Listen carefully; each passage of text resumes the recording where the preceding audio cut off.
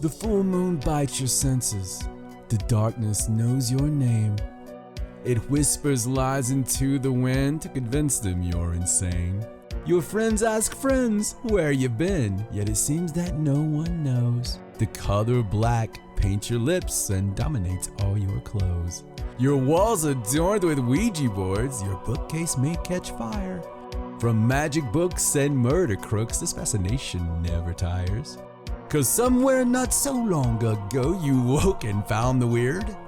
Conspiracies and aliens, ancient demons, cults of fear.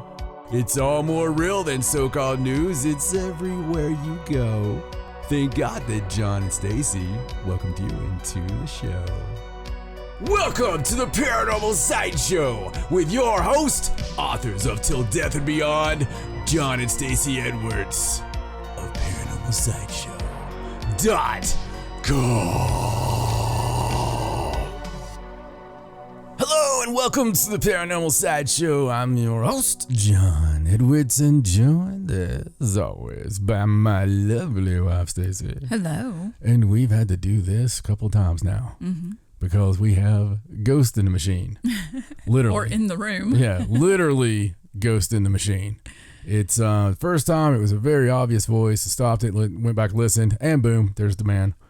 And then the second time, I thought I heard like a whisper or something like that. So I'm telling her about it, and we hear a, let's just say a gurgly sound. I don't want to say the thing that rhymes with, mow. And, but it was that kind of sound. Mm-hmm. And she's like, it wasn't my stomach. And I was like, well, it wasn't my stomach, because I pointed at her off the bat, because it normally that would be somebody's stomach. Mm-hmm. Normally it would be mine. Yeah, and it wasn't. So, yeah, there you go. There you are. Then that's the show, folks. Anyway, so I'll go back to my originally scheduled opening here. I was going to say, hey guys, I've got a little imploring to do here at the very first of the show this week. Listen, we've got a full slate on our hands. We're trying to bring the show each and every week ad-free and on time. On time being weekly because, it is us. So you will get it every week. But we also want to bring some more Patreonic content. Mm-hmm. So you like that? A little Patreonic? Yes, I like it. Yeah. New word. New word. So I've got a little idea here because we need some fresh patrons. All right. So we got the one size fits all as far as the ribbed for her pleasure. $2.99 is the price, which is more than doable for. We didn't want to give the 50 different things out there, like $45 to get a dirty pair of panties, because we're afraid people would do that. And they, that might come up later. It might be mine, but still, yeah. Listen, if you've ever thought about being a patron, but you haven't been one, what a great time to become a patron. Mm-hmm. Especially if you get some kind of stimulus soon. I would just add that right into the stimulus, because bandwidth and all that good stuff, it's a crazy, crazy thing. And especially when you don't do ads. But I've been thinking about doing ads. So it's been close. I've been like, well, if I really believe in the product, like if we could do some kind of survivalist thing, like if I could come on here each week and be like, Stacy, I know if I'm hungry and stuck in the woods, what I would eat. Bear poop, something like that. But I just can't bring myself to look into it, even though we've been approached several times, because we've done this thing for over a decade without doing that. Mm-hmm. But our listenership, if you want to say this, another Johnism, our listenership has grown by leaps and bounds. So we've got a ton of downloads, which is wonderful, fantastic. All I'm saying is that we're going to bring a little bit better content to the Patreon. Mm-hmm. And we went to the $2.99, like I said, one size fits all. But what I want to do is the next 5 people that sign up for Patreon, I'm going to do a live SB7. So I thought for an hour, I'll do a live SB7 ghost box thing, and maybe use that in my old shack hack, something like that. The ones I trust that are haunted themselves. It doesn't have to be state of the art, folks. You just have to use it in enough haunted locations where it gets the boogies in it. But I thought that would be fun. and, annoying at the same time for some people. But that's why we do it on Patreon. Very cool, though. If we're doing it live and I got my lovely assistant over here monitoring this, we can do some things like where somebody asks a question and see if we can get the answer without saying it aloud. Ooh, that'd be interesting. Just a little, some kind of cool little experiment where we'll look at the question that you put up and we'll see if we get the answer. Right. And that would be fantastic. I won't look at the questions. Right. Stacy's going to monitor the questions. Let me get this right here. Right. Stacy can monitor the questions as they come through, and I'll tell you what answers we're getting and all that good stuff. And that'd be fun. That would be fun. Be interesting Yeah. to see how that would work. We can do normal stuff too, but we can at least do like 10 minutes of that once we get something talking to us. Right. And, it was the Beelzebub, are you there? That kind of stuff. I thought that'd be fun. It's on countdown T-5 patrons and 5 more. And then, I think every 5 we can definitely go live with that or start a new weekly type thing if you guys like it. Right. I want to do something weekly with everybody, and I'm willing to take your ideas. We get a lot of mail, so we could do a mailbag episode where we answer your questions. We get a lot of personal questions. I don't know. We can answer them on there instead of via Facebook. But we get a lot of Paranormal 101 type questions as well. Like, hey, something stuck its thumb in my ass and it's either my uncle or a ghost. What do I do? And that kind of thing. We can answer both those questions. So it's that kind of thing. And obviously joking around about the ghost part. It was just the uncle. But nonetheless, we would love to answer those questions. So we can do a mailbag episode. We can do the live experiment episode. We can do watch-alongs, with maybe paranormal TV shows that are streaming or something. That would be fun as well. We could sit and make fun of them together. So, that kind of stuff, which would be, just as fun. Just want to get some action going on the Patreon for you guys and honestly drum up a little bit. So if a listener and they brag about the extra $3 they have every month and they're like, man, this $3, it goes a long way. It's burning a hole in my pocket. Yeah. It's like, it doesn't even, what does $3 buy these days? I have no idea. It don't even buy like a pack of smokes or anything, does it? I don't smoke anymore. No, definitely not. I quit when they were still, like 5 something a pack, like right. back in you can 09. buy some stuff off the dollar menu at a restaurant. Oh, you can, yeah. You can live off the dollar menu actually until you die from it. But it's probably about as much as I'm eating now. I can order like a big pizza and I totally eat a piece and I get sick from eating too much. It sucks. I want it so bad, and I look at it and I'm like, oh my God, pizza, I want to eat you so bad, and I can only get like the one piece. But I guess that's a good thing. I don't know. But let me tell you about good things. We're on from the Patreon. All the stuff. Where to go. The Twitter. All that. That's good stuff. Oh, by the way, this is something else on the Twitter. I forgot all about this part. Something I wrote down that I wanted to do. I think we're going to start live tweeting a paranormal show or two. Oh, that'll be fun. And that way you guys can get on when we're on, and we can make fun of them together. So, and we're really nice. We'll make fun of them in a very underhanded way that. Right. With love. Make fun of them with love. Yeah. Make fun with love. Make fun love. There's a new t-shirt for you. So we're going to make fun love. That's it. Hashtag make fun love. There you go. But speaking of really cool stuff, man, I got to talk about something I'm really excited about. Okay. Dybbuk has a new movie coming out. Oh. Because he made one last year, and I didn't watch it because I'd heard some very mixed reviews. Right. So I didn't even get into that. I'll probably watch it eventually, but this one has us written all over it. Okay. It's called Death Rider in the House of Vampires. Sounds like something we woed love. Absolutely. Absolutely. And it's also got somebody I love in it, Eli Roth. Oh. Man, I love Eli Roth. I really do. Just an obsession of mine. I really dig Eli Roth's acting, actually, as weird as that is. I know he does all his other good stuff, but his acting's what I really dig. But the latest film from rock legend director Glenn Danzig, and fans can get their first look at Danzig's bloody homage to the Italian spaghetti westerns and classic vampire films in an action-packed pre-release trailer that's out right now, and we'll link to that. We'll share it on our Twitter. So Death Rider in the House of Vampires follows Death Rider, who travels to the desert vampire sanctuary ruled by Count Holiday. The price of admission, one untouched virgin. Featuring a rogues gallery of horror heavyweights, Death Rider in the House of Vampires stars Devon Sawa as the Death Rider. Julian Sands I've already seen the preview, man, does a great job as Count Holiday. And Kim Director as Carmilla Joe. Joining them are Eli Roth as Drac Cassidy. Wow. It's like, it sounds like a vampire porn with that name. I'm Drac Cassidy. Ashley Wisdom as Mina Bell. Victor DiMaggio as Kid Vlad. Danny Trejo as Bella Latigo. Of course. And he's like, yeah, daddy gringo. I love it. And Danzig himself as vampire gunslinger Bad Bathory. That sounds amazing. And we're told that fans should keep an eye out for lots of cool surprise cameos. So it sounds really fun, and it's so horrible. I watched this trailer, and when the trailer screams B-movie...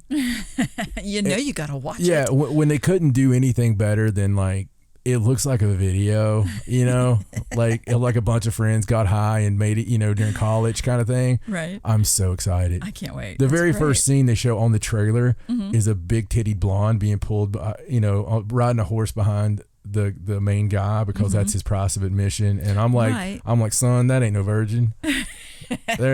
You don't untouched virgin. Yeah, you don't have those fake memories like that. And I mean, maybe you do. Maybe there's a bunch of virgins out there with fake memories, but not in my experience. Can I ask you a question? Yeah. When it says untouched virgin, does that mean that, completely innocent, didn't do anything up to being a non-virgin? Dude, you're making me is want that very specific? You're making me want to write a movie right now.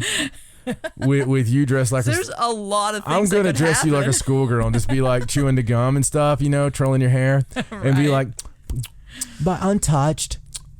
Do you mean like, I mean never, like never been kissed kind of thing? I mean kissed is fine. It's fine. Well, does it matter where? Yeah. Stacy, you are just a bad girl. I'm just asking because it's kind of an odd thing to say. They would never take you because the vampire is going to going to pick you up and you're going to start asking questions. I mean, a virgin's a virgin. Do you have to say untouched virgin? You're going to be is that like a totally different kind of virgin? Stacy's going to be like, I'm really okay with going and everything, but I'm really kind of excited too because I've never been to a vampire thing. So exactly how are you going to kill me? Is it going to be like slow? I'm going to be a vampire tomorrow, or exactly how untouched do I have to be to go? You guys just don't have any idea how many times she's been kidnapped and brought back to my doorstep. It's just been like, Do I ask a lot of questions? I don't know. Anyway, we're good. We're good. I never worried about her in the clubs. She looked like $1 million, all hot, dressed in leather and all this stuff. She started having a drink beside some dude. He's all excited, and every time she's back over in a few minutes, I don't know what that dude's problem was. He said his house was on fire or something. I don't know. I'm just kidding. It's I'm a delight. You are. Yes. You are a delight. that is a good word for it. So something else we're loving right now, and we're watching the piss out of it, and that's 30 coins. Oh, that is such a good show. Okay, look, we're slow watching things sometimes because life, and man, let me tell you, 30 coins, we're about halfway through it right now of the first season. I'm in love with this show. It's on HBO, and it is so freaking good, man. Yes, and I don't want to give away anything about it. Well, I'll tell you what. How about you just read the little quip about it here that they give the fans? Oh, okay. That's a good idea. It says, Father Vergara, an exorcist, boxer, and ex-convict exiled to a remote town in Spain, enlists the help of the mayor and a veterinarian when a series of paranormal phenomena begins to occur. It is so good. And I love the title. I will say the title just refers to the 30 pieces of silver that Judas Iscariot got for betraying Jesus.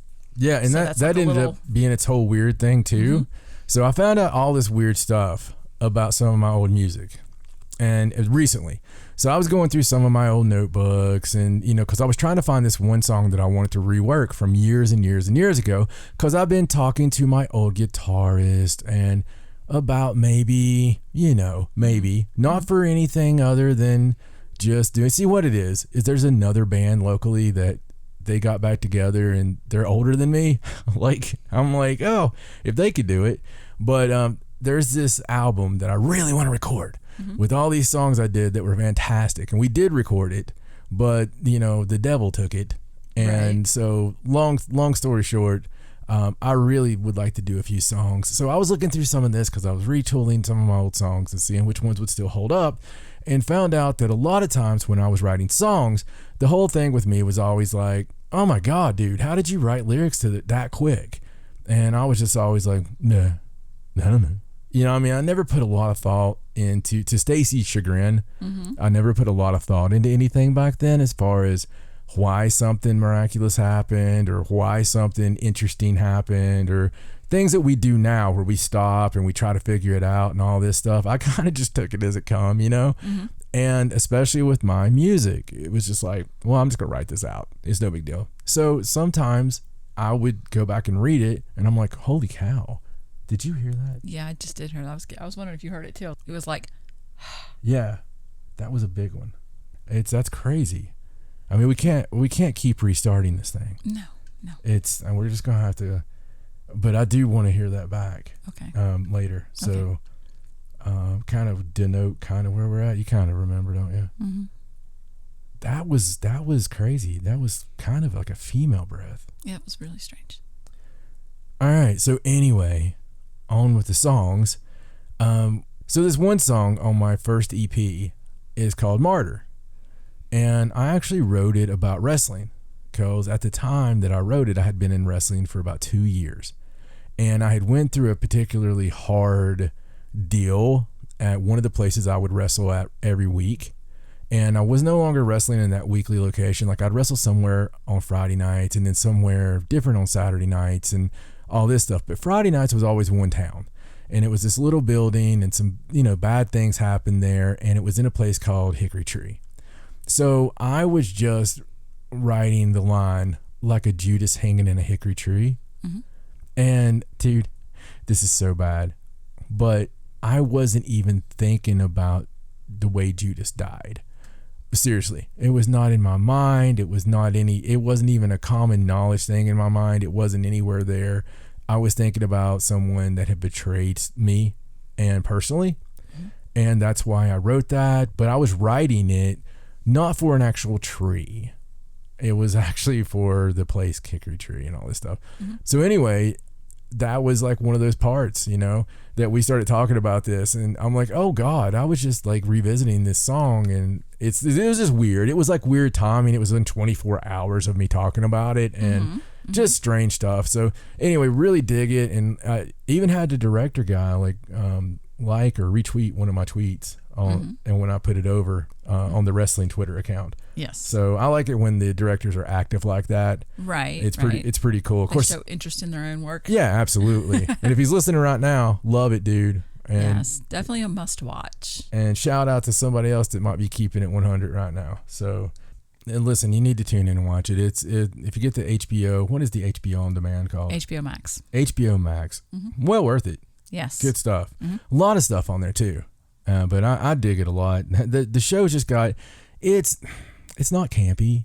It's actually really entertaining. I mean, it's got a little element of some humor at times, and it's got these memorable characters that I think are great. Mm-hmm. I do. Like I love the character development in all of them, and sometimes some of them will frustrate you, but so will people in life. Mm-hmm. But exactly. You need to check it out. Something you don't need to check out that I'm not going to give my thumbs up on. In fact, it's going to get John and Stacy's WTF of the week. We might just start that now.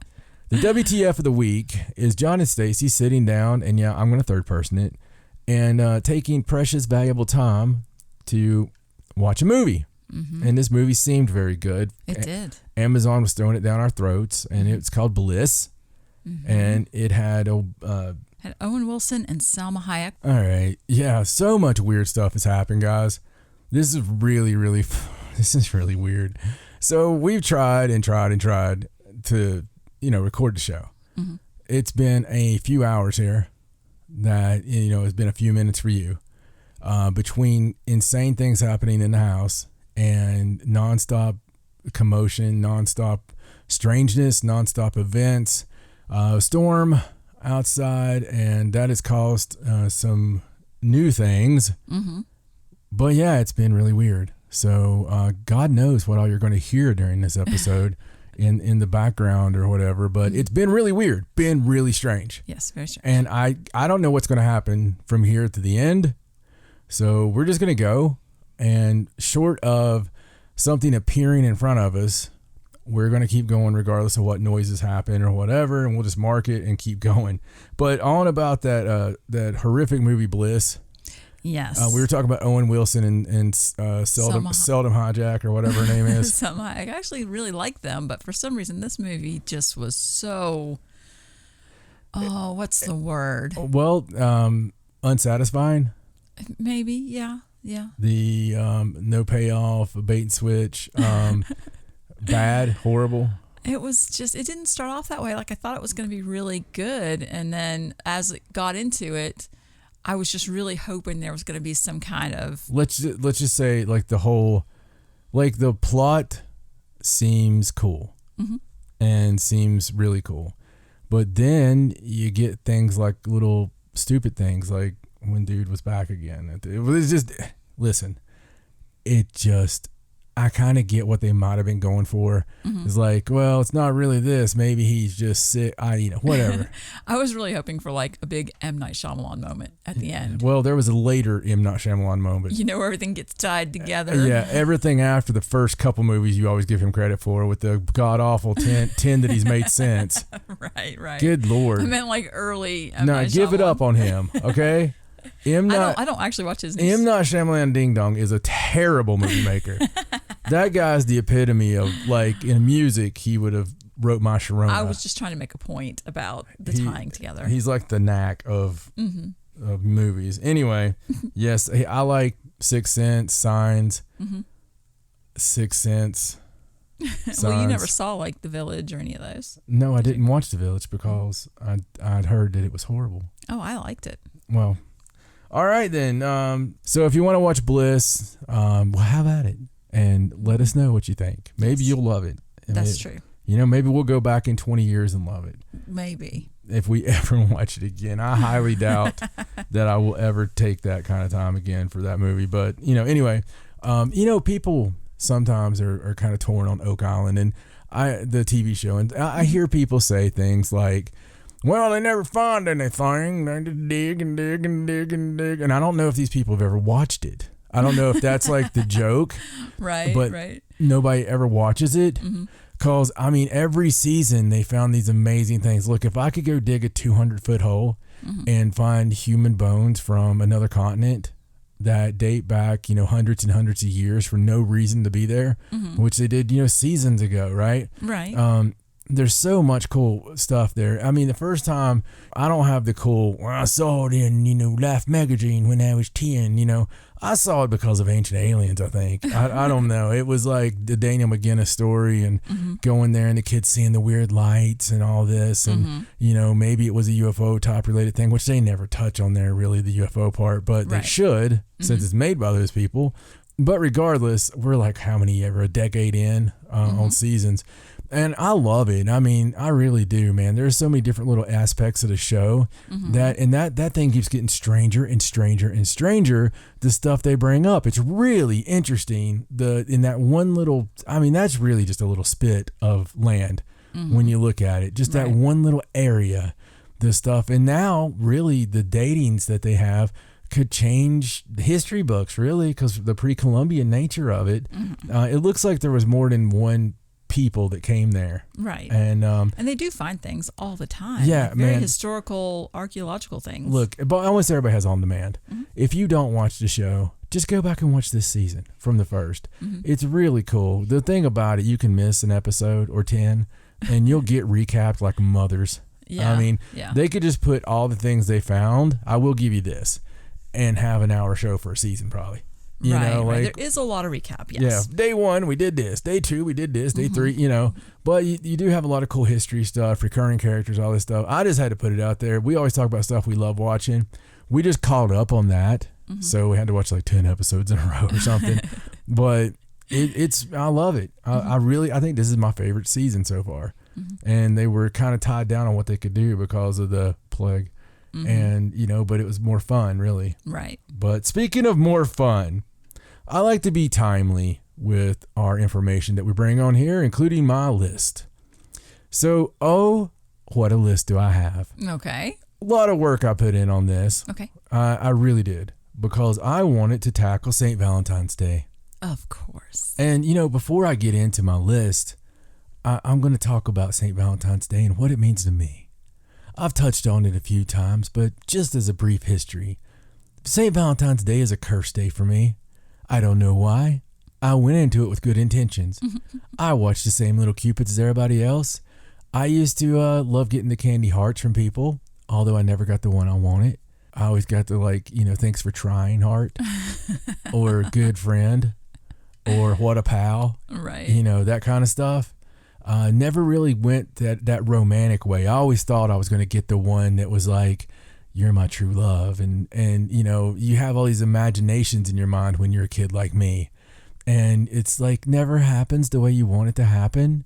But it goes further than that. When I was I don't know, I think it was second grade, I was in love. I was in love with Amy Mountain. And Amy Mountain was everything I ever wanted. She had long brown hair. She wore pretty dresses. She lived in a house. It was, it was cool. And I remember going and getting candy and flowers. And I got my little box of chocolates in the heart. And it was actually a big box of chocolates, but I was a little person, so maybe it wasn't. Right. And I don't remember the flowers. I'm just kind of throwing that in there. Maybe there was, maybe there wasn't. But I put a suit on, little kid suit. And I went to her house. It was like 5 o'clock in the afternoon. And my parents let me off there in the driveway. And I went and knocked on the door. And I was terrified. Oh, we had been boyfriend and girlfriend at school. We held hands at school. We kissed on the lips. Oh, my goodness. Yeah. Well, I mean, just quick little, little pecks. It was like, I love you too, and all this stuff, right? Mm-hmm. And we had a fake marriage at school because everybody knew we were the only kids that were dating, man. Right. So it was like John and Amy. Right. Kind of like John and Stacy. She was the first host. I see. And so anyway, it was a lot of fun. And I went up there and I knocked on the door, terrified, just absolutely horrified. It's hard being a boy.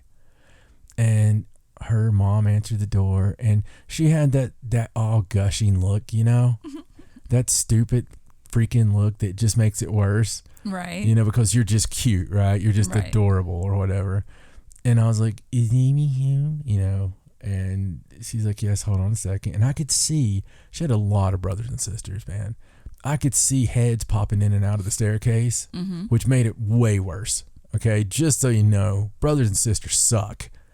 I didn't have any, and it's a good thing, because had they done that, I wouldn't have had them very long. So I take Amy over at the bottom of the staircase. I remember this like it's yesterday, and I give her the chocolates, and I say, "Will you be my Valentine?" Oh yeah, you're so cute. And I remember leaving shortly thereafter, and all that good stuff. And the very next day, we were supposed to do something together, and it just didn't work out.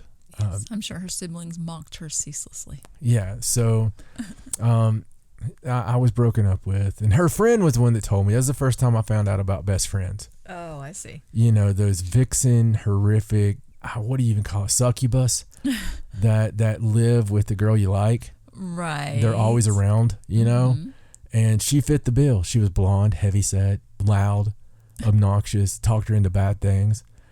Somehow those girls are born near the same time as the good girls you want to be with. And I'm thoroughly convinced they're placed with them at a young age. Right. So throughout life, they can just jump in and ruin your life, Make sure they go with the boy that's going to beat them or, owe them child support, that kind of stuff. Not me. No, not us guys. Not the good guys. The good guys like us, we get the shit into the stick, don't we? So anyway, that was like my origins of Valentine's Day. And I can just honestly tell you that it went on from there quite a bit. In my teenage years, it all kind of centered around lack thereof with good relationships. And every time I would have something set up on Valentine's Day, I would end up in utter devastation. whether it was like mechanical issues or like other kind of issues or something horrible happening, it was always like it was cursed. It was always cursed until I got to the point that I met Stacy and I was just like, you know what? Can we stay in on Valentine's? And I kind of gave her the lowdown, you know. It's like, and she'll attest, if I can help it, I don't leave the house on Valentine's Day. No, this is true. So it got me thinking, there has to be more to Valentine's Day than just the commercialism that it is, right? And obviously St. Valentine's Day, but who is St. Valentine? You know, who is this cat? Who's this wonderful person that likes to poke holes in happiness? So, I mean, just use this little, you know, you can look at the arrow one of two ways, huh? I tend to look at it the other way. So I wanted to find out a little bit, and that got me to symbols, legends, and hidden meanings of St. Valentine's Day. Cool. There's lots of confusion of which St. Valentine the holiday refers to. I was going to start right there. The Catholic Church has 3 saints with the name Valentine. Oh, that's not confusing at all. And it's unclear which of the 3 is the Valentine responsible for the original St. Valentine's Day celebrations. Legend claims Valentine was a priest who secretly performed Christian-based marriages for soldiers and their lovers during the marriage-forbidden war times of secular Emperor Claudius II's rule. St. Valentine was discovered and imprisoned in a torture-ridden Roman jail, where he fell in love with a mysterious girl, believed to be his prosecutor's daughter. He sent her a love letter signed, "From your Valentine," right before his execution, thus originating the romantic sign-off still widely used today. It was the first Valentine. Many are unsure of the truth of this legend. Nonetheless, it portrays St. Valentine as the compassionate hero of romance, perhaps explaining why his memory has grown in popularity over time. There's other parts to this legend that I've done in my research that talk about the fact he cured her of blindness. Oh, wow. So it was looked on as a miracle and, you know, hence the saint part of everything. But, you know, not every one of the legends I looked up actually mentioned the blindness part, but some of them did. So I just figured I would throw that in there. He seems like the most likely candidate, really. Right. Because, come on, how freaking hopelessly romantic is that? But, you know, he did get killed. And I mean, you got to look at the end result here. Right. Oh, he's so Which would be right in line with your Valentine's Day experiences. Yeah. He's so sweet. Well, he's dead. So the history of Valentine's Day, is it pagan or Christian? Well, I'll give you 2 guesses and take the Christian part away. Valentine's Day history has somewhat blurred origins. And why is Valentine's Day in mid-February? Well, the date is meant to honor St. Valentine's death and burial, which supposedly occurred in mid-February around 270 AD. Some historians believe the date could reflect the Catholic Church's attempt to replace the ancient pagan celebration of Lupercalia. They don't do that. A fertility festival for the pagan agricultural god Faunus. Ooh. With a Christian event in memory of the saint. So, at the pagan event, which traditionally took place on the 15th of February, Roman men allegedly drew the names of Roman women from a jar to be coupled with during the festival, often leading to true love, so the story goes. Lupercalia became officially outlawed in the late 400s when Pope Gelasius replaced it by deeming February 14th as St. Valentine's Day. Lupercalia began with the sacrifice of goats and a dog, after which 2 of the Luperci were led to an altar. Their foreheads were touched with a bloody knife, and the blood was wiped off with wool dipped in milk. The ritual required that the 2 young men laugh. The sacrificial feast followed, after which the Luperci cut thongs from the skins and sacrificial animals and ran in 2 bands around the Palatine Hill, striking with the thongs at any woman who came near them. And the women really tried to get near them too. A blow from the thong was supposed to render the woman fertile. My favorite version that I found about the festival was I found a website that kind of went into the real history. And it says it was virtually, and I love this. I love these 2 words together. Virtually an erotic carnival. One of the most ancient Roman festivals as well. And it was celebrated every year in honor of Lupercus, the god of fertility. The festival was held every year on the 15th of February and goes back to the origins of the Romans as shepherding people. The cult involved the sacrifices, goats and dogs, as I said before, but that was proverbial for their sexual energy. And it was done by noble young men, also for their sexual energy, who then ate and drank heavily, clad themselves scantily in the skins of their victims, from which they also cut long, thin strips, as mentioned before, but differently.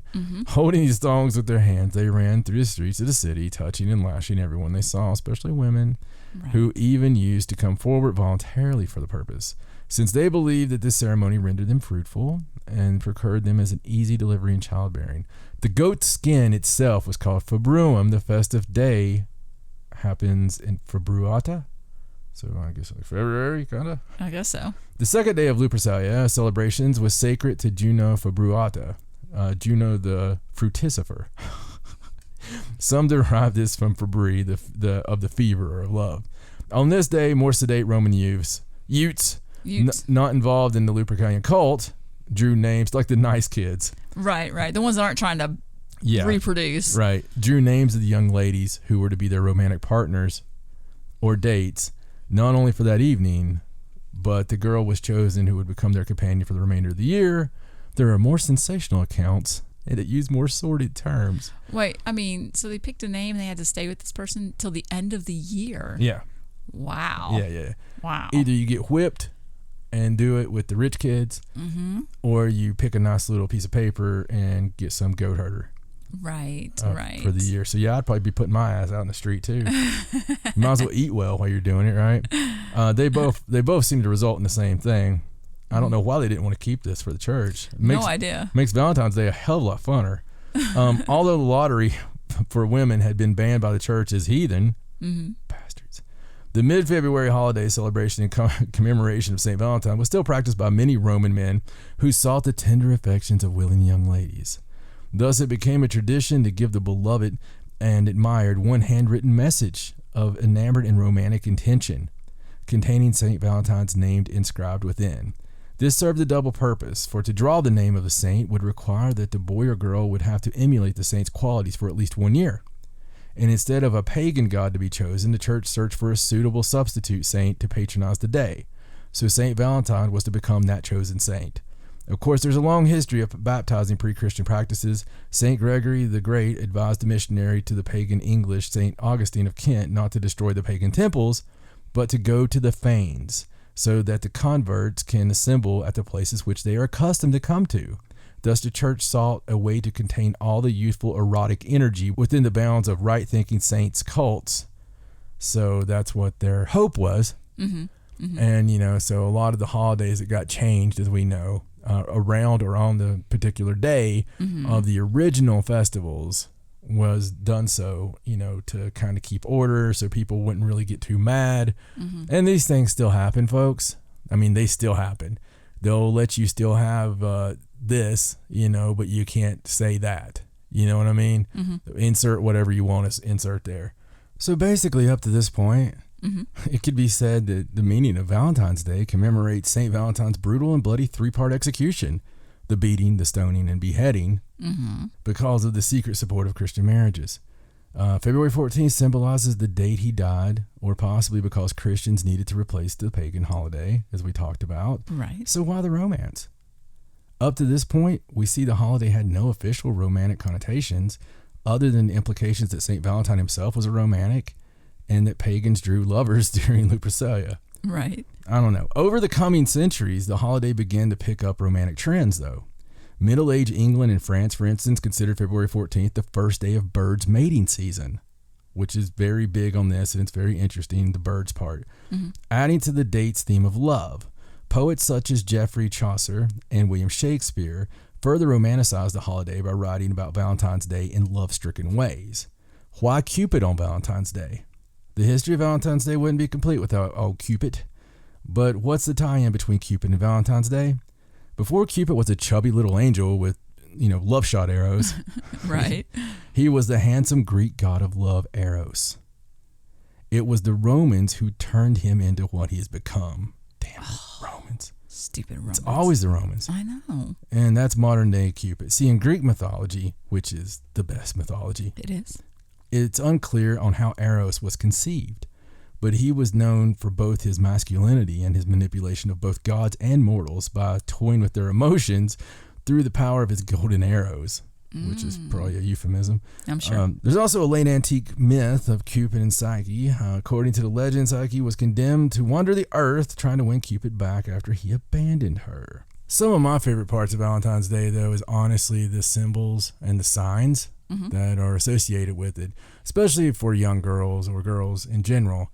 One of those is the birds. The birds is a huge part. And of course, like I said, that was considered February 14th, the start of bird mating season. So someone who would see one of these birds or animals on Valentine's Day would determine what kind of person they will marry.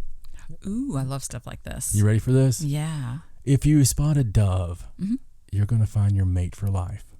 Wow. If you spot a sparrow, you're going to marry someone poor. Uh-oh. If you spot a robin, you'll have a sailor or a crime fighter, which is funny because of robin, right? Right. If you spot a goldfinch, you're going to marry a millionaire. Oh, cool. A bluebird, you're going to be with someone happy. An owl, you're going to remain a spinster. A blackbird, you'll marry a clergyman. A crossbill, you'll have someone that's argumentative. And if you spot a squirrel, you're going to marry a cheapskate. And it's a very, very old tradition that, Wow. I don't know. You don't have a whole lot of good in there, do you? No, I'd just stay indoors and not look out the windows at all. I mean, I would probably hope for the dove, just have the mate for life. Right. Because they'll all have a little bit of all that normally. The goldfinch is always good. Right. Somebody wealthy. Yeah. Or the bluebird. The bluebird, someone happy. That'd be good. So I would try to stay away from the blackbird and the owl.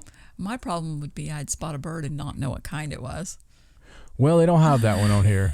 I'd be like, what is that? Your lack of bird knowledge means that, well, you should probably go back in for another year and study. Some other things, for Valentine's Day through the years. In Great Britain during the 1700s, one very popular custom on the eve of Valentine's Day was for ladies to pin 5 bay leaves sprinkled with rose water to their pillows. Ooh. 1 leaf pinned to the center and 1 to each corner. Eggs with salt, replacing the removed yolks, were then consumed before retiring for the evening. Oh, that's you. Okay. Before going to sleep, the lady would recite the following little prayer. Good Valentine, be kind to me. In dreams, let me my true love see. If the charm worked, then the lady would see her future husband in her dreams. In Great Britain, a woman would write the names of their sweethearts on small scraps of paper, which would be placed on clay balls. The balls were dropped into the water with the belief that whichever scrap of paper surfaced first would be the name of the man destined to be the future husband. In England centuries ago, children would dress up as adults and go singing from home to home. One such verse was, Good morning to you, Valentine. Curl your locks as I do mine. 2 before and 3 behind. Good morning to you, Valentine. That's cute. Another old English custom was for people to call out, Good morning, 'tis St. Valentine's Day. The individual who succeeded in being the first to say this then expected to receive a present from the one to whom it was said.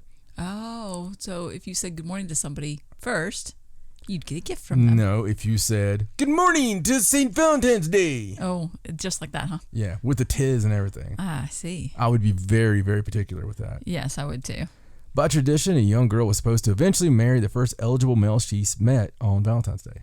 Oh, again, another reason to stay in the house.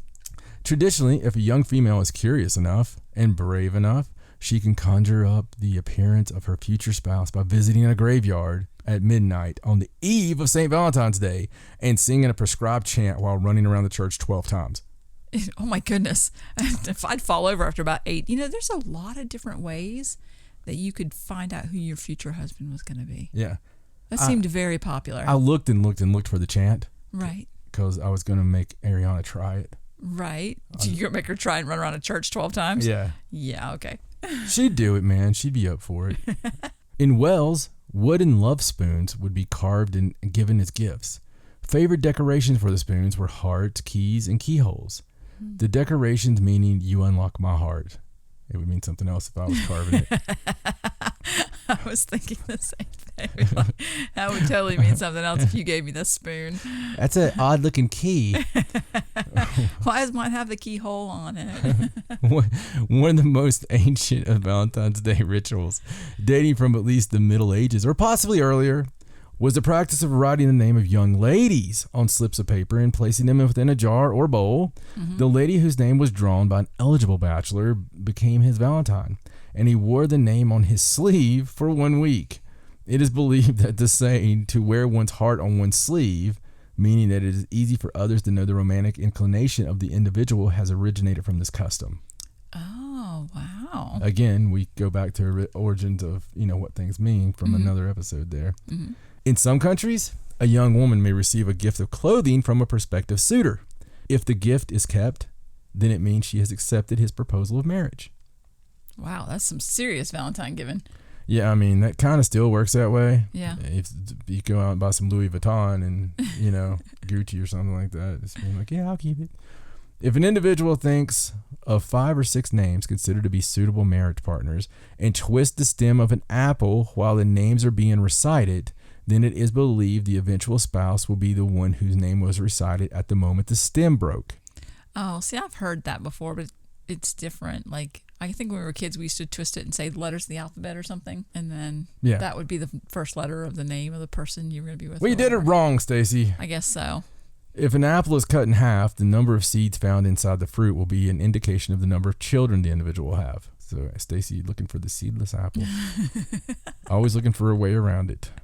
She is like loophole Lucy. Just avoid the apples altogether. If a dandelion, which has gone to seed, is picked and an individual blows the seeds into the wind, the number of seeds which remain on the stem indicates the number of children the person will have.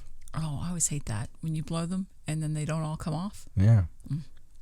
In the 14th century, a sweetheart was chosen for the day by lot. Messages sent between these randomly chosen pairs are believed by some sources to be the forerunner of the modern-day Valentine card. In The Golden Bough by Sir James Fraser, it is written that during pre-Lenten celebration in the town of Epinal in the Vosges region of France, bonfires were kindled and young townsfolk went door to door, pairing up couples who were then forced to participate in a mock marriage. Later required to walk arm in arm around the fire, these couples exchanged gifts as ransom or redemption. The gifts were known as fascinats or fascinatis or valentines. So they'd round you up, pair you off with somebody, and in order to get away, you had to give presents. Yes. Okay. Yeah, I can see that. To be awoken by a kiss on Valentine's Day is considered lucky. Or or or you're going to jail. Or you're staying at Bill Cosby's house. For a lady to sleep with a sprig of rosemary pinned inside the pillow on the eve of Valentine's Day was once thought to encourage dreams of a future sweetheart's face. Mm.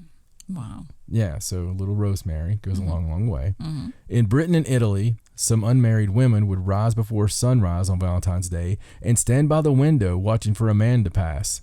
It is believed that the first man seen, or someone who looked very much like him, would be their husband within a year. If she stood there naked, it would be within a few minutes. All I can hear is that stupid chicken on the Foghorn Leghorn cartoons going, "Oh, look, a man."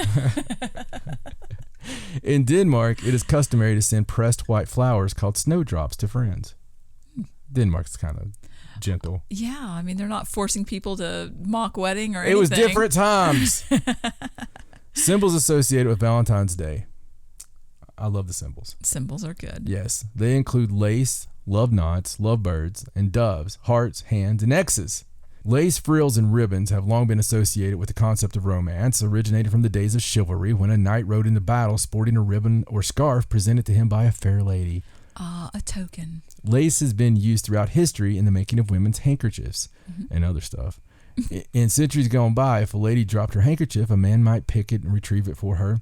It's not unusual for the lady to intentionally drop her handkerchief into the path of an attractive man in order to encourage his attention. The literal definition of the word lace is to snare or noose. How funny is that? The more you know, guys, the more you know. Love knots, consisting of a series of winding and interlacing loops, have no beginning and no end, and are traditional symbols of everlasting love.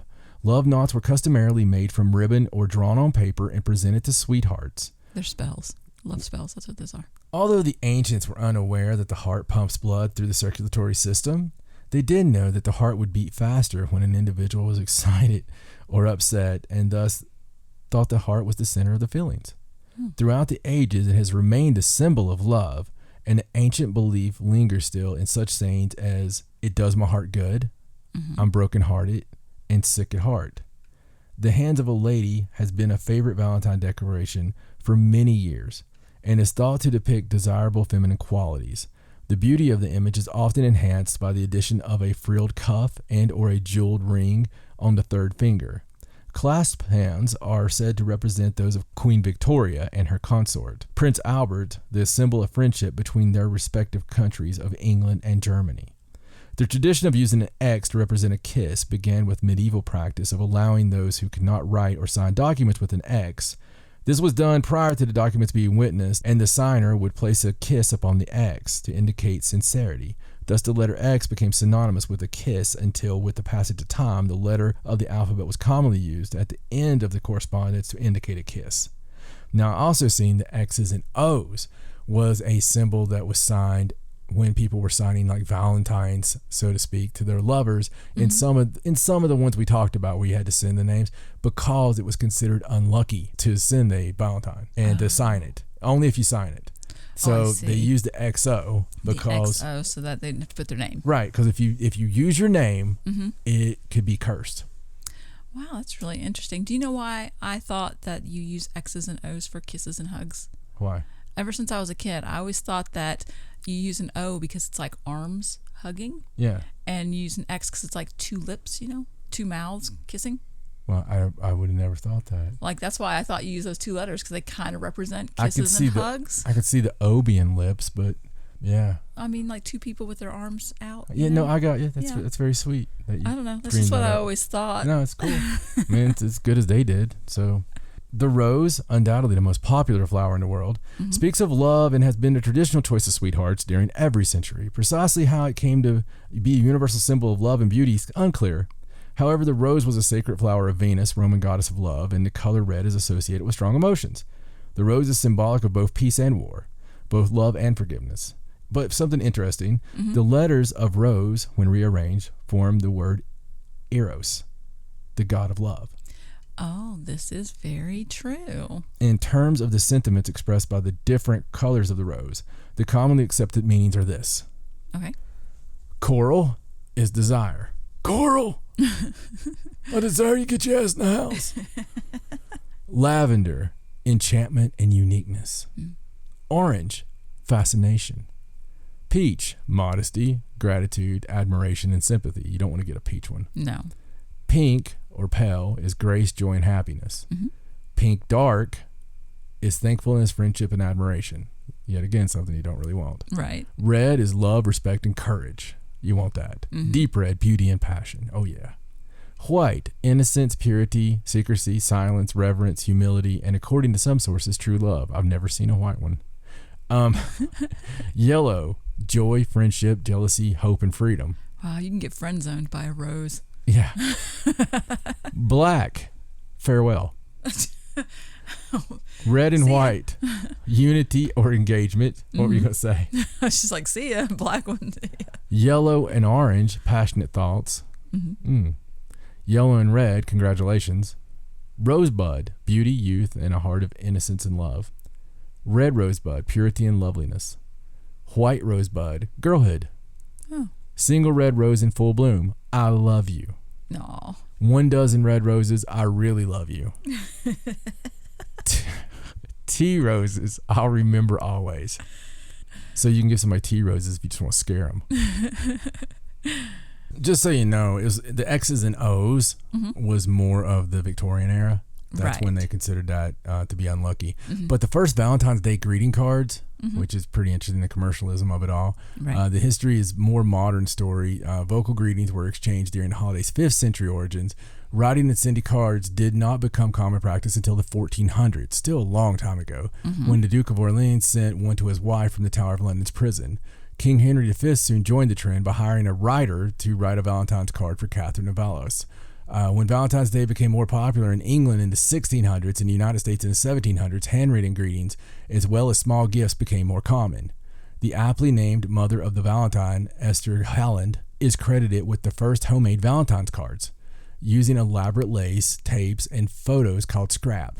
Modern printing largely replaced the handwriting tradition in the 1900s. In 1913, Hallmark began their first batch of mass-produced Valentine cards. But what if you're dating somebody from around the world, Stace? I'm going to end with this. This is kind of cool. Okay. Valentine's Day around the world. Which countries celebrate Valentine's Day? While many countries have typical celebrations and the typical traditions of cards, flowers, chocolates, and fancy dates, some countries have some very unique traditions to celebrate the romantic holiday. If you're dating someone from a different culture than yours, your Valentine might approach the day very differently. Valentine's Day in Belgium. As the holiday is not as commercialized in Belgium, the Belgians aren't known for being especially festive on the day itself. But as the chocolate capital of the world, it's no surprise chocolate features highly on the gift list. Valentine's Day in Denmark. Ooh, okay. The Danish make their Valentine's Day their own by sending folded white paper flowers known as snowdrops. In addition, they add humor to their handwritten cards, as well as keeping them anonymous to keep you guessing about your secret admirer. Oh, I like that tradition. Yeah, that's really cool. That's cool. Valentine's Day in France. The French have been celebrating Valentine's Day in some form since the Middle Ages. Of course they have, Stacy. It is still a very popular commercialized celebration today. In fact, more than 70% of the French take part in the Day of Love, spending an average of £50 on gifts such as flowers or jewelry. French people are very romantic. Yes, they are. I can tell. Valentine's Day in Germany. Here we go. Germans only started celebrating Valentinstag, I'm sorry, Alan, if I got that wrong, shortly after the Second World War, from American soldiers stationed in the country. Cards are not as common in Germany. Instead, Germans prefer more elaborate love declarations. A common German Valentine's tradition is to give a heart-shaped gingerbread cookie. The cookie is complete with an affectionate icing messages and a long ribbon so that the gift can be worn before eating. Ugh. Oh. Valentine's Day in Japan. I love Japan. On this particular day, Japanese dating strays away from traditional gender ideas. Instead, women give first chocolates to the men. Much thought goes into whether it should be a jiri chocolate for friends and acquaintances or a hanmei chocolate for your true love. Ooh. Women in Japan receive gifts exactly 1 month later on White Day. On this day, men give women white chocolate or other tokens. Valentine's Day in the Netherlands. We're going to have to know this one. And perhaps no surprise that the tulip-loving nation celebrations have flowery origins. While Valentijnsdag, well, I apologize, Netherlands, didn't become widely celebrated until the 1990s, wow, its origins stem from Flower Day. A national organization for florists declared that this day, of course they did, as a way to sell more flowers locally versus exporting them all on the romantic holiday. Thus, a card and flowers are still popular gifts for the Dutch, though these aren't the only common gifts when dating Dutch men and women. Valentine's Day in the Philippines. Perhaps the most contrasting tradition occurs in the Philippines, where a Valentine's Day trend is started of mass weddings. Oh, wow. Hundreds of couples gather in the same place to either exchange or renew their vows. In 2015, more than 700 couples took part in the new tradition. Because on that day of romance, why not make it a group affair? I guess the mass divorce is sometime around, Christmas or something. It's a cute idea. Valentine's Day in Portugal. While the Portuguese celebrate Valentine's Day similar to many other countries, they have a unique tradition. It's custom to send a woman a gift basket of gourmet treats and to send a man a basket of his favorite liquors. So the women can eat chocolate and the men can get drunk. It might be chocolates themselves, like chocolate with the liqueurs or whatever. Oh. I don't know. Maybe it is alcohol. Valentine's Day in South Africa. In South African culture, women aren't shy on Valentine's Day. Oh boy. Rather, they take after the ancient Romans by mimicking Lupercalia traditions. Instead of drawing names, they pin the name of their crush to their shirt for all to see. Oh, wow. They do this to whether the person knows it already or not.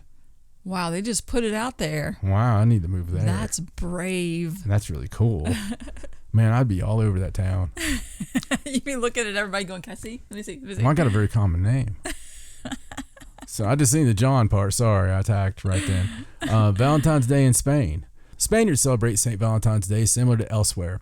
However, they also have local festivals with similar themes. Valencia, for example, celebrates St. Dionysus Day. Really? That must not be Dionysus that I'm thinking of. The Nicias. Okay, it's a big difference. Yeah. The Spanish patron saint of love. On October 9th, by hosting festive parades and gifting women with traditional figurines. In Catalina, locals celebrate St. George Day. On the 23rd of April, by gifting roses and books. In light of the commercialism surrounding these holidays, some Spaniards jokingly call the holiday Dia de la Corte Inglés, a popular Spanish department store. So they just make fun of it because it costs a lot of money. Valentine's Day in the United Kingdom. Wales makes their Valentine's Day celebrations unique by not commemorating St. Valentine, but rather their own saint. It's a Welsh one, buddy. Dwynwen. Okay, there's somebody from Wales can let me know on that one. We have some of you guys listening. I see it on the thing. So Wales celebrates this on the 25th of January. On this day, love spoons replace the cards, as we talked about before. They must still do that. This comes from the old Welsh tradition, where men would hand carve elaborate penises on the spoons for their lovers with meanings behind each carved symbol. So there you go. That's some of the good and bad. It all came from, somebody curing blindness and getting destroyed for it. Craziness. And covering up a pagan tradition. Yes. Thank goodness we don't have to write the name of our crush and wear it around town for people to see. Yeah, see, you thought it had it hard with the secret cards and all that stuff. I like the secret thing where you send people Valentines but you don't sign them. I think that's cute. Did you ever do that in school? Did you ever leave an anonymous? Honestly, don't remember. Really? I don't think I did. I think I was just that person that gave everybody in the class, a Valentine card. Yeah. They weren't specific or anything. That's so sweet.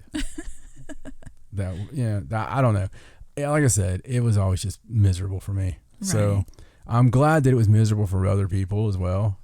And of course, the hedonistic holiday that it started as sounds really fun. Yes, it does. I mean, that just sounds, whew. Let's bring that back. Man, I tell you what, those Greeks and Romans, they knew what to do, buddy. They really did. They just got busy with it. Yes, well, this year, I expect my heart of chocolate. Oh, honey. My typical. Honey, you're going to get so much on Valentine's Day. Typical chocolates. It's going to be a wonderful day for you, I promise. I know, it always is. So, with that bombshell, I'll go over to my bombshell right now with some wonderful, incredible, groundbreaking, earth-shattering, pole-reversing paranormal news. Coming to you direct from the Sideshow Intercontinental Center for Strange Events and Odd Irregularities, she's more stealthy than a Cold War-era spy.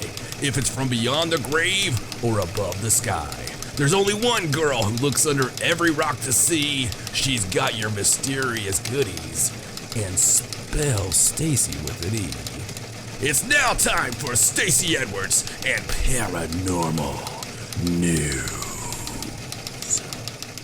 All right, so let's get to the news. Let's. All right, so let's start with some space news and talk about the Chinese spacecraft that has just reached Mars. It's an ancient Chinese secret. It is. It's called the Tianwen-1. Yes. And it's not the first craft to end up there. It's a very busy week for Mars. There was already an Arab ship that was orbiting Mars, and our own ship, the American ship, will be there sometime this week, Perseverance. Right. Now, they're all just orbiting. None of them have touched down. The United States is the only country that's ever touched a rover down successfully on Mars. Can't you see it right now, like the aliens down inside the little caverns there in Mars, and they're just like, Daddy, I know what I saw. I know what I saw. Oh, that's not true. There's no way you saw all of these metal things going through I don't know why it sounds like that. It's a Martian dialect thing. Must be. It's, and of course, they do clean off their gods every now and then. Their gods get dirty. They're metal gods that roll around on the planet's surface, It's if everybody wonders what I'm talking about context-wise, of course, the rover somehow miraculously has a self-cleaning thing, which looks like a person standing next to it. Wiping it's a very, very strange thing. We've covered it on the show before, but if you're a new listener, just go look up someone clean the rover. I'm sure it'll come on up. Mars. Yeah.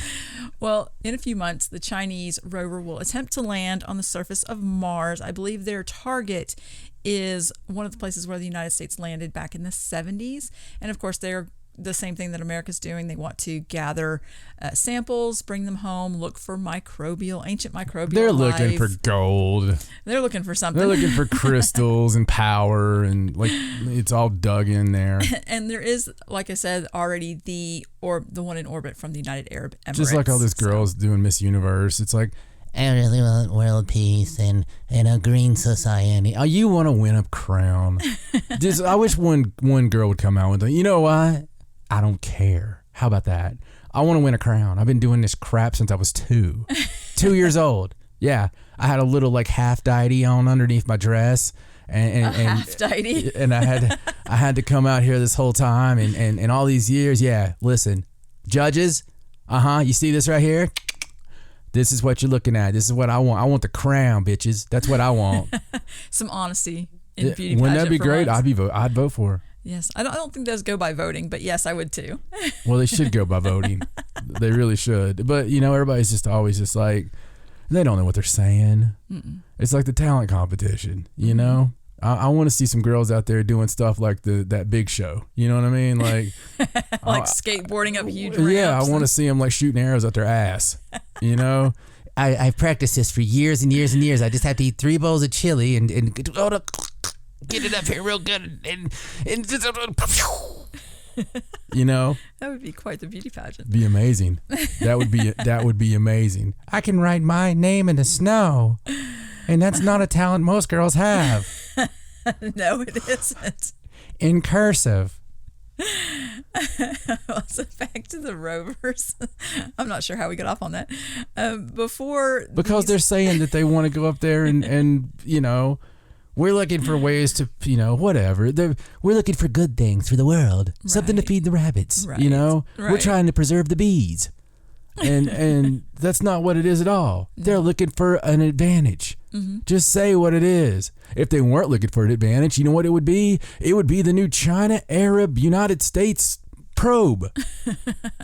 Where we all worked together and did it. But we don't do that. That's very true. We all send up our own little probials and we're probably trying to malfunction each other's. We got like little robot hacker machines in each one of them.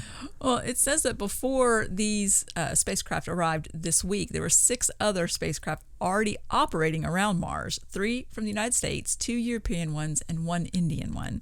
So there's a lot of stuff going on up there at Mars. A lot of things rolling around, but it's going to be at least a decade before any of the samples make it back to Earth. And that's, it's not an easy feat. So, man, they got stuff where they can put it in a little tray. I know. And it can test it there on the spot. Absolutely. Absolutely.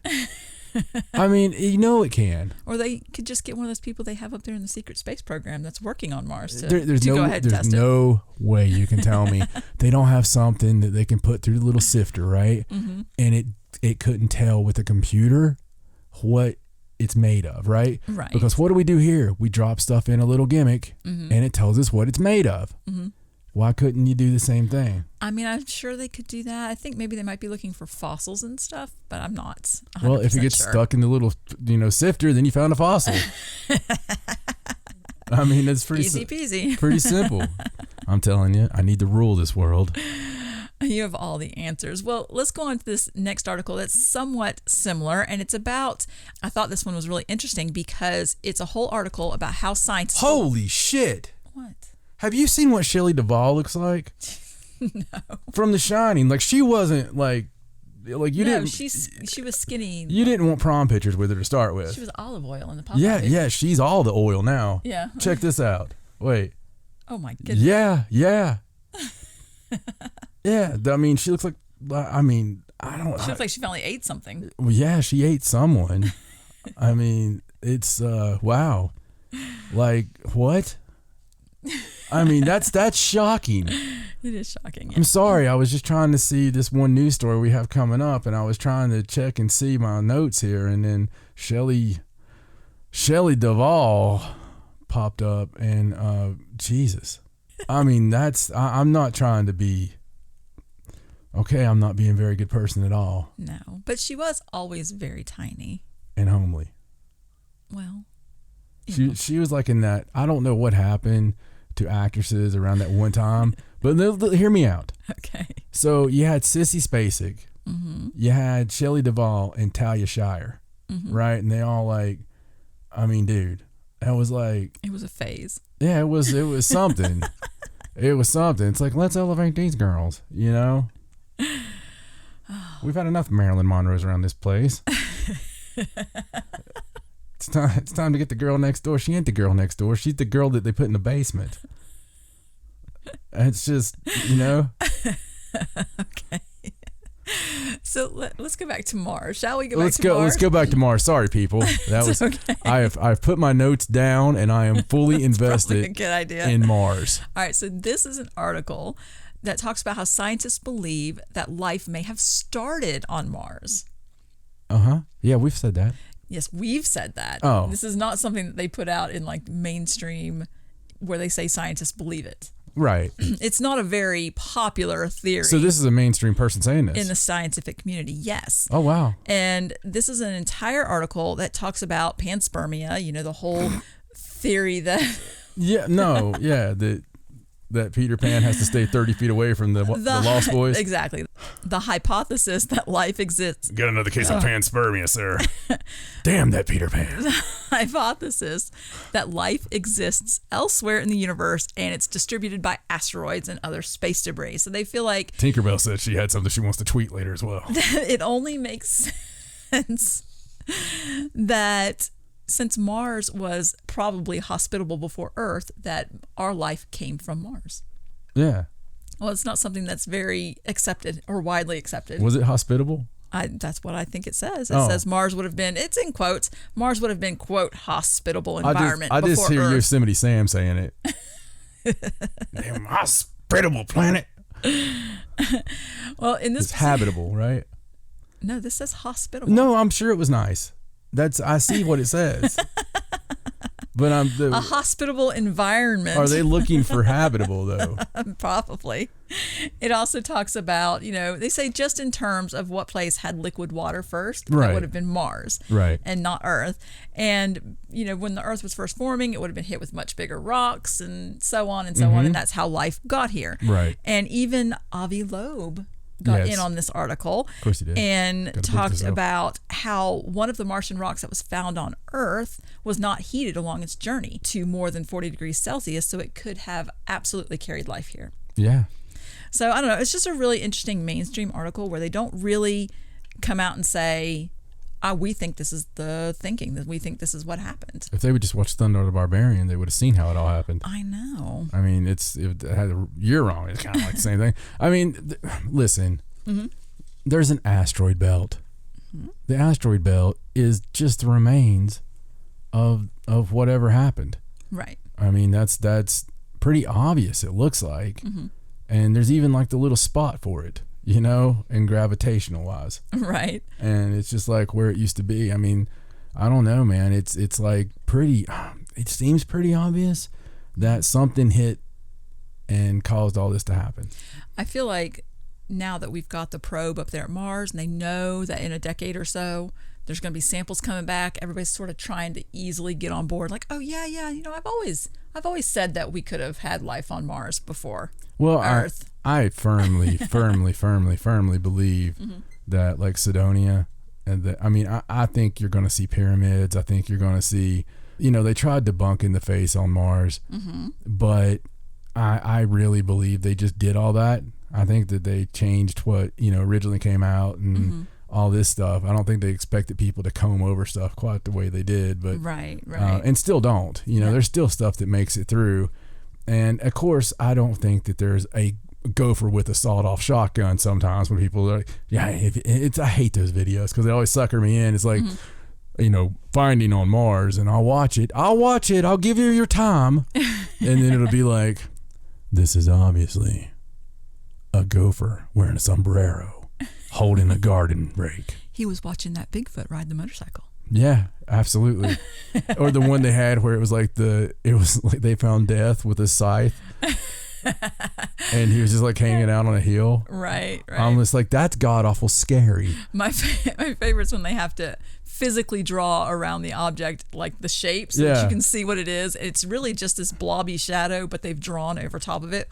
Oh yeah, that looks just like a person. Good artwork. Yeah, well, I mean, some of it though looks really good. Like, because some of it I'll see where it'll look like the top, like the head of a statue, and it's in the dirt. It's in it's like where it's been destroyed, which makes sense. Or and sometimes it looks. I like it when they show that and they show one that's in Egypt. Right. And it's like, well, that makes sense because they probably came down and ruled. Right. At the time. Yes, now that stuff does make sense. Yeah. I agree with you. I've seen quite a few that look good. And things that look like you said, obelisks. Right. And pyramids and things. That stuff I totally believe. Exactly. Shapes. Yeah. And then that's really what we're looking for. It's almost like using LiDAR, right? Yeah. And oh my God, have we thought about doing that? Oh my gosh, send LiDAR to Mars? Yeah. That'd be amazing. I mean, seriously, is that like too low key for them now or something? I don't know. I don't know how difficult that would be. I want some freaking, crop duster dressed like Josh Gates to go up there with his LiDAR, and his biplane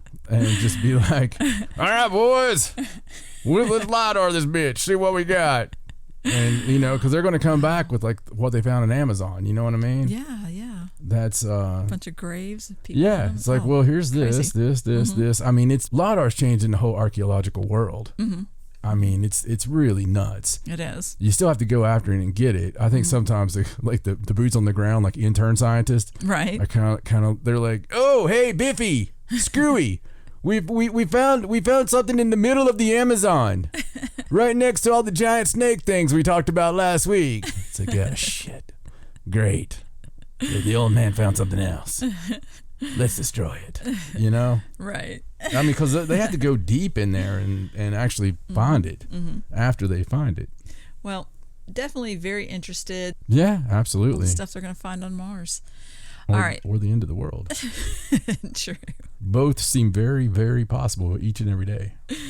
All right, so let's move on to another space story about a potentially habitable exoplanet candidate that was spotted around Alpha Centauri. So it's hospitably a candidate. And this one's habitable. Yes. Different. This one got it right. And it was near Alpha Centauri, which for those of you playing along at home will remember a few weeks back we had the big fake signal coming from Alpha Centauri. Yes. So this is the nearest solar system to our own. And now back in 2016, they discovered a roughly Earth-sized world circling Proxima Centauri. Now, Proxima Centauri is where the signal was coming from. Oh, that's right. This whole Centauri system, it's a 3-star system. You've got Alpha Centauri A and B, and then you've got the Proxima Centauri. So this particular study... Can you imagine a 3-star system? They got to look down their noses at 1-star systems. I mean, it's kind of like big high schools, where they've got like the kids' parents move like the 5-star recruits to that city, and they act like they always wanted to move like to Little Lobo, Texas or something. It's like, well, we dreamed about living here for years and years and years, ain't that right, Brock? Brock's a good little player, and we're happy to be here in the community. Just so happened he's eligible this year.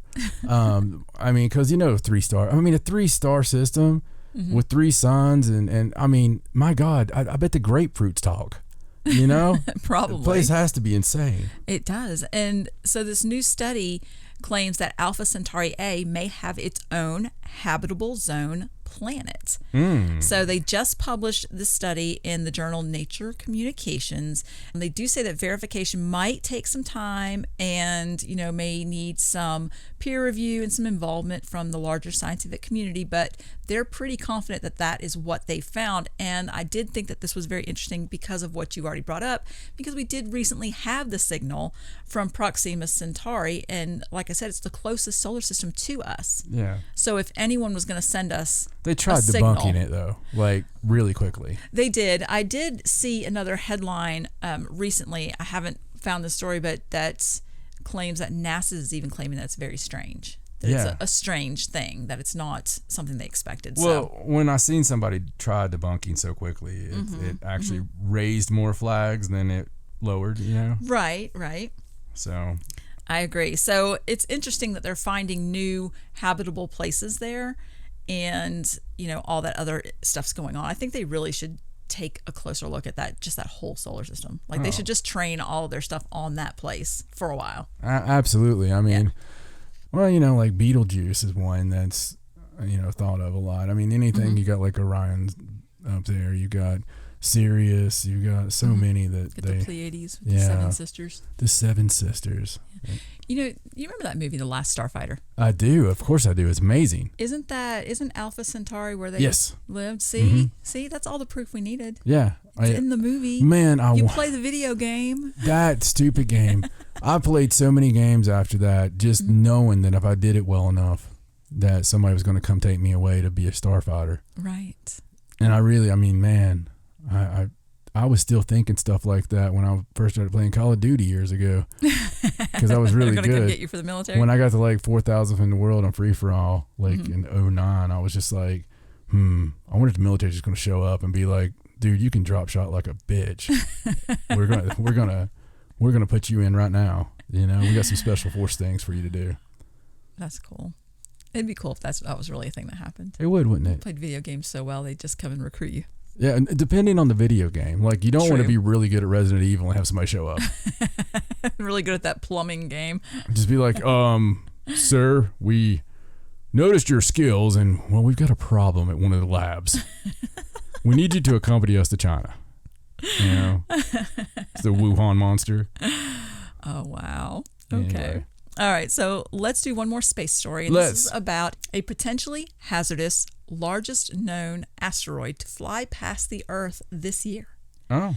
So this is going to be in March, roughly about March 21st. And they claim that this asteroid is comparable in size to the Golden Gate Bridge. And it's going to pass within 2 million kilometers of Earth, which they consider pretty close. Pretty close, yeah. And potentially hazardous. Now, it's a very small percentage that's really going to hit us, but they still have to watch it, especially if you have a situation where smaller pieces break off, because then you get into situations like the Chelyabinsk meteor in 2013, where you get them coming down close and exploding and causing a lot of damage. And of course, the Tunguska event, which is what they think did at that time too. So definitely something to watch towards the end of March. I don't know if they'll come out with any more information about it as it gets closer, but they've already identified it. They've already said that this one's going to be the closest one we get this year, I believe, and it is definitely a potentially hazardous asteroid. I think it's the biggest one we know of, right? That's out there. So, right. Yeah, definitely something to make your little butthole tight for a few days. And who knows, maybe come March, we'll all find out the Earth does have an asteroid defense system. Well, that would be cool. I want to see it pop right out of Siberia. Just something ancient, just something crazy. Or the pyramid open up. Wouldn't that be awesome? Right. Just a live cam on the pyramid, and just all of a sudden, a big laser comes out. The hell with that! Like a big long robot hand, just comes out, grabs it, and throws it back into space. Well, that'd be quite the defense system. Well, they play it off that one that whenever Chelyabinsk, it looked like it was blown up by something, but nobody, they're all like, no. They don't want to touch that. They don't want to even talk about it. But if you watch the video, the right video zoomed in, you can totally see. They don't like to talk about stuff that could possibly, something not have answers. I know. It's Easy so made weird. answers. It's so weird. I know. You would think that would be like the search for truth, but I really think they like to tackle things that they've already made up their mind on. Right. So they can, do their phony baloney job for 6 months. And so everybody has the proper talking points. It's like, it's just like any kind of job, right? So they're like, I see the scientists as like a big highway crew, and they're like, well, this job is going to take about 1.5 years, boys. We're good to go. We can actually stretch it out for 2 years as long as nobody makes any big discoveries. That's right. You clear it with me, you see. So, I just think they get these contracts, right? And they're just like, all right, well, we'll do that. We won't rock any boats, and I'm sure they're going to use us again. Yeah. Stick with me. I'll keep you employed. Oh, wow. All right, so let's get away from all the space news, and let's talk about the Dyatlov Pass. Oh, no. Yeah, well, this is a Newsweek article about some tourists who went missing while visiting the area. I think you're reincarnated from one of those people. I'm not. I really do. Now, this is really just a story and an update You're crying because for help. they did find the tourists eventually, but for a day or so, like 8 tourists from Moscow ventured into the Dyatlov Pass to, I guess, pay their respects. I don't know because, it's the anniversary. They probably wanted to go study those happened in micro February. avalanches. Possibly. The problem is that they did not register before they went. You're supposed to register your group so that they know that you're going and they can keep track of you. And they didn't return when they were expected to return by Wednesday morning. And so there was this reports everywhere how they had gone missing in the same place and all this stuff. So then it turns out it was later determined that the group successfully departed the site and managed to make their way back to a nearby airport unnoticed and unscathed. They were just happened to be 12 hours later than they were supposed to be. So clearly their families were freaking out. Right. Because of the area. And they did, when they were asked about it, they did claim that their journey, there was all kinds of things that went wrong. Many negative factors that developed all in one day. They said that there was unpredictable weather. It was combined with lack of a clear path to the site through the snow and ice. And ultimately they ended up stuck on a frozen lake which made them late. And their lack of communication with the relatives was because their portable satellite dish used to contact the outside world broke. So it's like everything that could possibly have gone wrong. I think that's a cursed trip. I think that's the problem. Probably. And why they were able to avoid, becoming missing persons and being the next mystery, they could possibly be in trouble for not registering their trip with the authorities in Russia. So, but they are all fine, unscathed, just, Well, at least Russia's pretty understanding about stuff. Right, right. They should be fine. They should be perfectly fine. Or go missing again.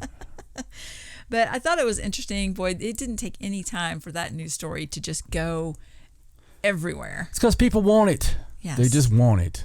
They like mystery. They like weirdness. They like things like that. I mean, it's just what people are looking for. I find it interesting that they had so many negative things happen to them as they went on their trip. Like I said, it feels like the whole area is just very negative in general and cursed. You could call it a cursed area. Yeah, so, well, it's definitely cursed. It's the curse that won't go away. Just leave it be. Leave these poor people. Leave it a mystery. It's not going to get solved. So now that the mystery is, quote, solved, not solved, and the anniversary's gone by, we should not have any more Dyatlov Pass news for quite some time. Right. Yes, we shouldn't. I'm just going to ignore it. I don't want to know about it unless there's a freaking Yeti alien coming out saying I did it on his deathbed.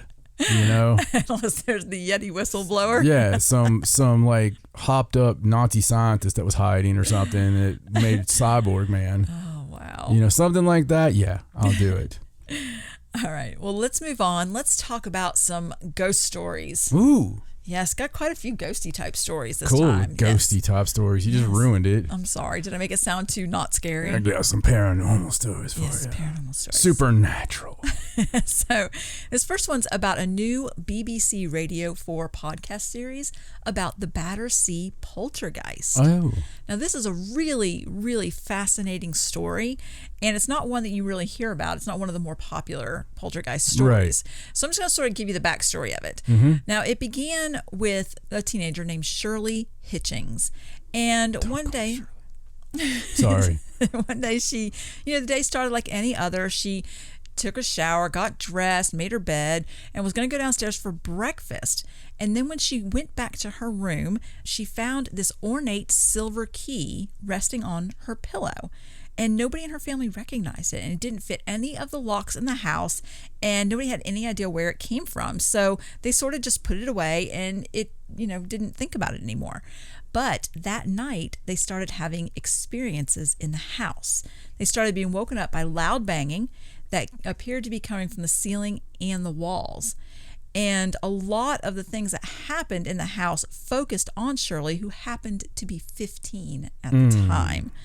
Objects would fly around the rooms. Fires broke out spontaneously. Right. And written messages were left around the home. And this went on for more than a decade. Wow. Now, this was the first time Shirley has come out now and started talking about some of those experiences that happened to her. And this was back in 1956. And she hasn't talked about it since then. She is just now the first time, opening up and sharing a little bit about it now that they're doing this radio podcast. And it went on from 1956 to 1968. And there were a lot of things that other people saw as well. Like they had neighbors that would come around to ask what was going on.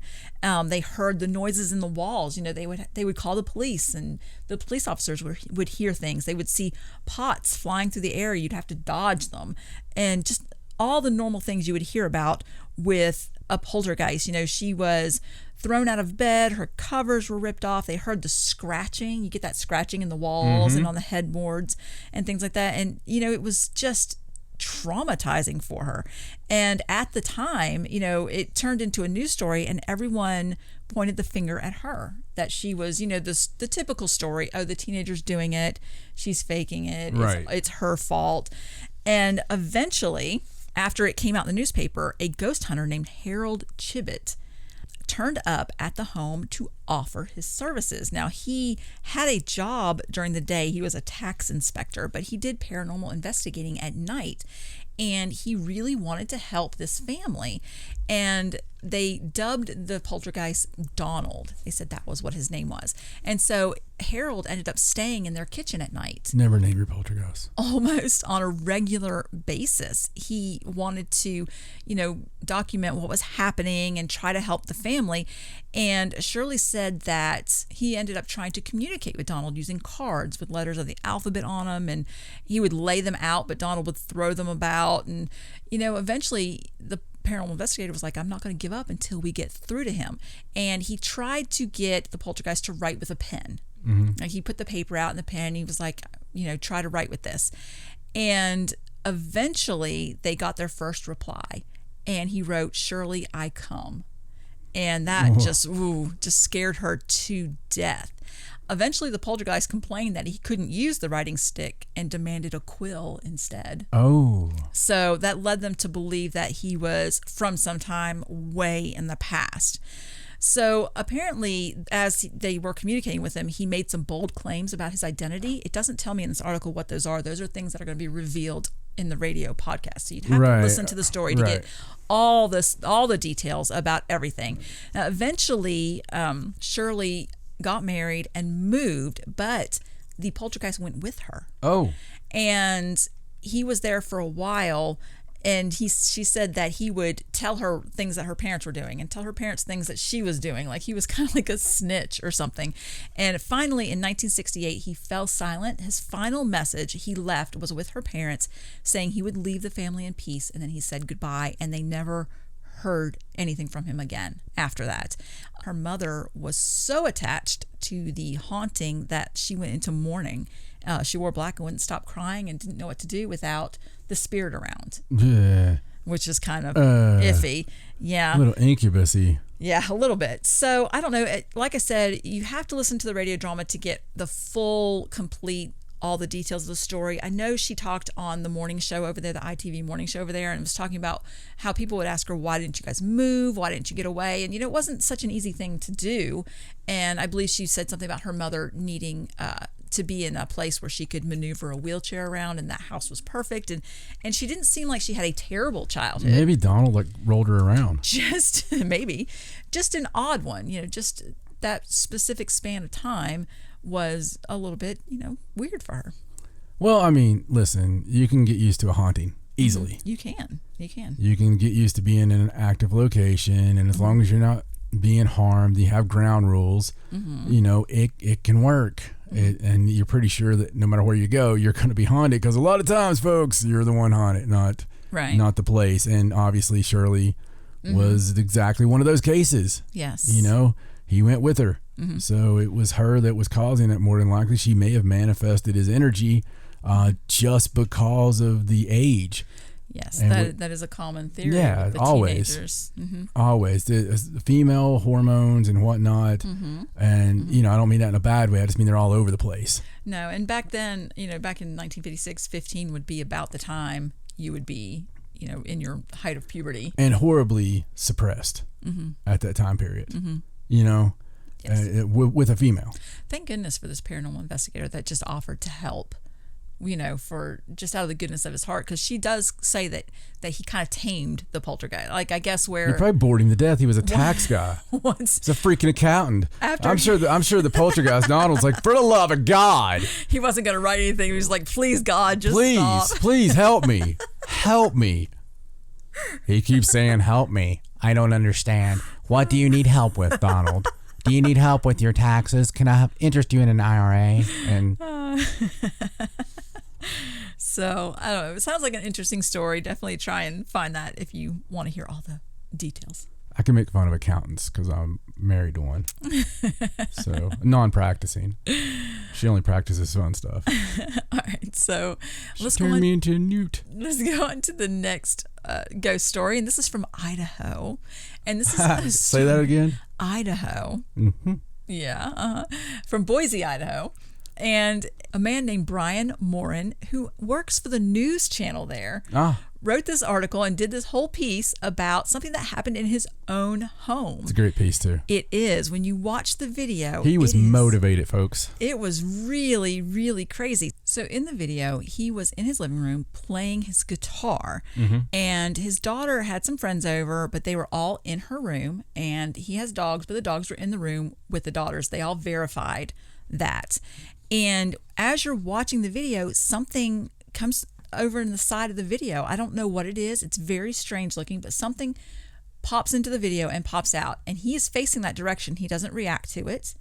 And you can't really tell what it is. And he didn't even know it was on there till he watched back on the video. So then he took his time and he really tried to figure out what it was. He showed where his phone was, what angle it was at. He showed you what the room looked like and where he was standing and where his daughter was, and like really took his time to try and figure out, to try and debunk this video, and couldn't. So he sent some photos and the video to a paranormal investigator in the area, and, they just claimed, we can't really explain it from the video. We'd have to come over there, but it does seem unexplainable. So it was really crazy. Yeah, it really was. And he did a really fine job, like Stacy said, of trying to debunk it. You got to watch the video, folks. It's really good, but it is weird. And I watched it several times. It seems very paranormal to me because, like she said, they interviewed everybody, and the dogs especially said, you're in another room. But it's just something weird the way it was. Yes. So it'd be interesting to... It was a cool catch because it was on a major, news station or whatever. And, the only problem with the whole video is the stupid newscaster at the end of it, because the I don't know, Flip Johnson in the studio is just like do. I had to punch that guy in the throat. Oh, for playing the Twilight. I hate that stuff. Yes, when they tried it, it sort of takes the seriousness away from it. Well, it's like, this was traumatizing to me there, Biff. Yeah. Appreciate it there, sport. All right, so another video that you need to go watch is one that was posted by Rascal Flatts drummer. And this started a whole paranormal debate after he posted this video of what he is calling a creepy orb. Yes. Now, his name's Jim Riley, and this is footage that he caught on his Ring.com camera. It was inside his living room, and it's a 12-minute video that shows this like white spot bouncing erratically around the room in his home. And he claims that he has hours and hours of footage showing it. And he says that it's not a bug. He said it's 100% not a bug, because that was what people automatically claimed at first. But he said he has a video of his wife walking into the room and the thing disappears. And he said it definitely wasn't a bug. It happened at dusk. It happened all night. He got up to investigate, switching on the lights in the process, and found no sign of a bug, a moth, or even a spider web, because sometimes, things can get hung up with spider webs. Absolutely. And honestly, it didn't move like it was, something dangling off the camera. This thing was insane. It really was. It's crazy. It's good. It's a good piece, man. It's really weird. And, it looks like, it's an orb, and it's not just... I wouldn't talk about a story about an orb, trust me. I know. It's impressive. You should watch it. Plus, there again, somebody of note that's coming out there and saying this. So it's interesting. One thing I thought was interesting was in the comments. I didn't read all the comments on his thing, but I did see some of the comments, and there were people that live near him because he lives in Nashville. And there are people that are like, look, we live down the street from you, or we live 2 blocks over, and we see this on our porch, and we've had this in our home and things like that. So, they claim that, they don't think it's bugs either. So I don't know. It's just a really odd thing. Well, that's it. That makes it way more interesting. Maybe maybe there's something in the ground there. I don't know. I mean, I don't know exactly where he lives, just that it's in Nashville. So I don't know. It's very, very creepy. Yeah. All right. So let's go on to this next story. This is a little bit of an update because we did talk about this when it happened a couple years ago. And this is about the situation with Post Malone and being cursed by the Dybbuk box. Oh, yeah. At Zach's haunted museum. Touch the Dybbuk box. So we talked about this back in 2018. And what happened was Post Malone was hanging out with Zach Baggins.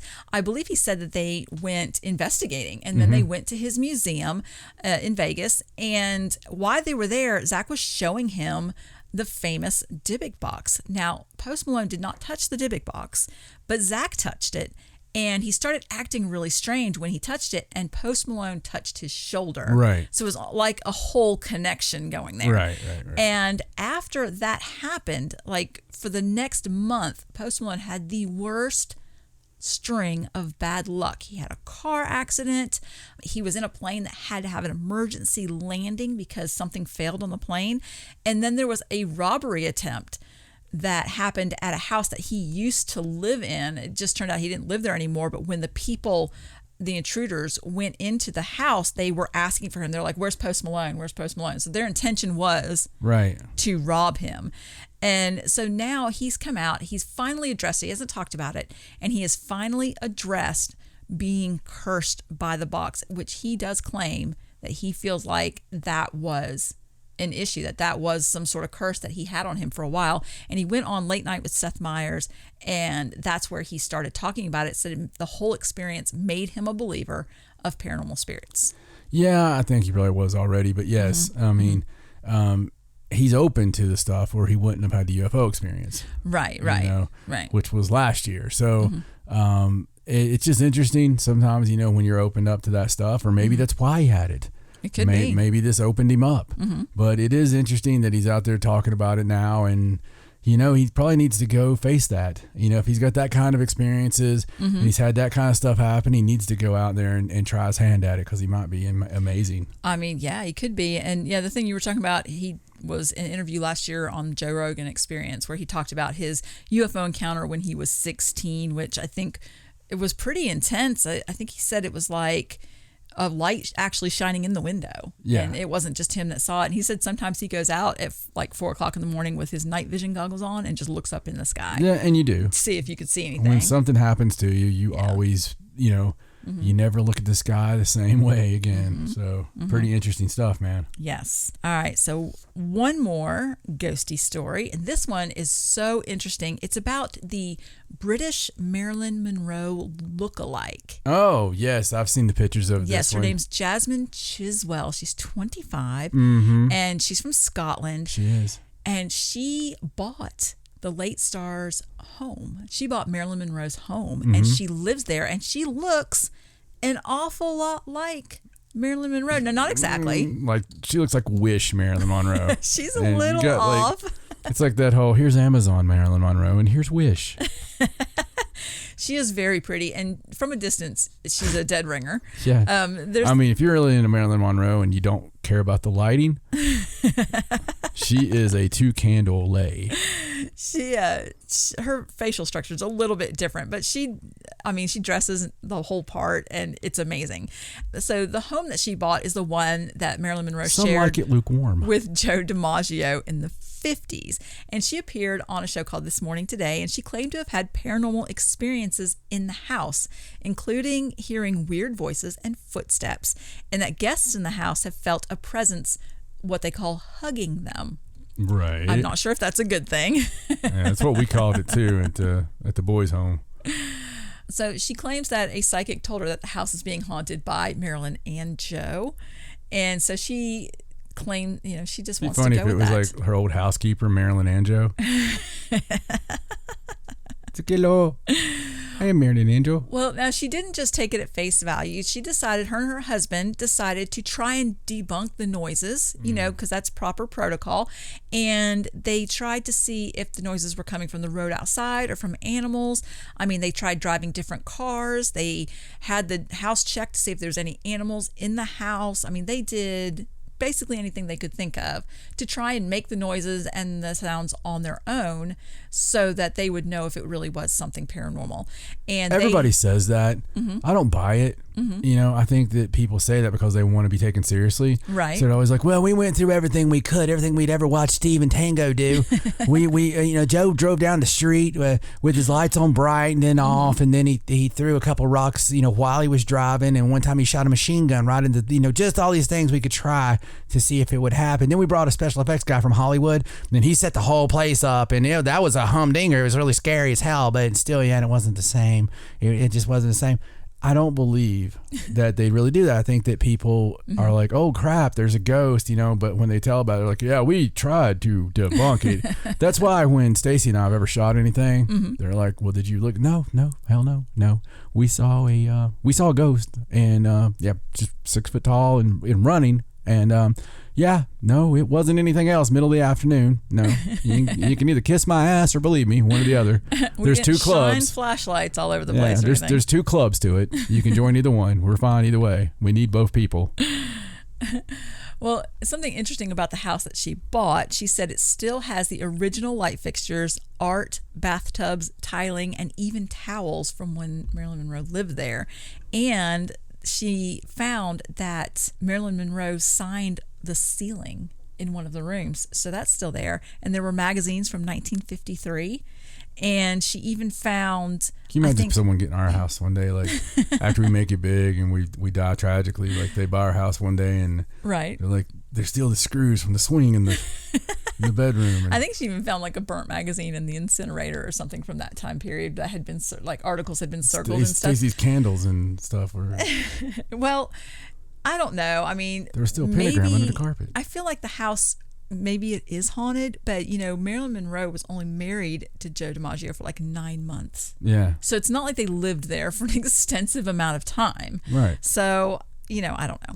You know how it is, man. Mm-hmm. It's just like we live close to Johnson City, Tennessee, and Al Capone took a shit here once. Al Capone has been in every city, and anywhere Al Capone ever, like if he stopped at the local Waffle House, he's like the busiest ghost in the They're like, well, we're pretty sure that Al Capone's ghost haunts the bathroom here at the Waffle House. Yep. It's Mobile, Alabama. It's well known for Capone. He just travels constantly. It was part of his drug network. See, they drove from New York over to Chicago, and from Chicago down to Kansas City. From Kansas City, they drove down here to Memphis, and then from Memphis, they drove to Arkansas for some damn reason, right across the river, though. It makes sense, kind of. Then they went all the way to the bayou, and then they went back up a few. No, they didn't. No, and Al Capone's not there. Okay, I might start a new show. It's gonna be this fall on Discovery Plus.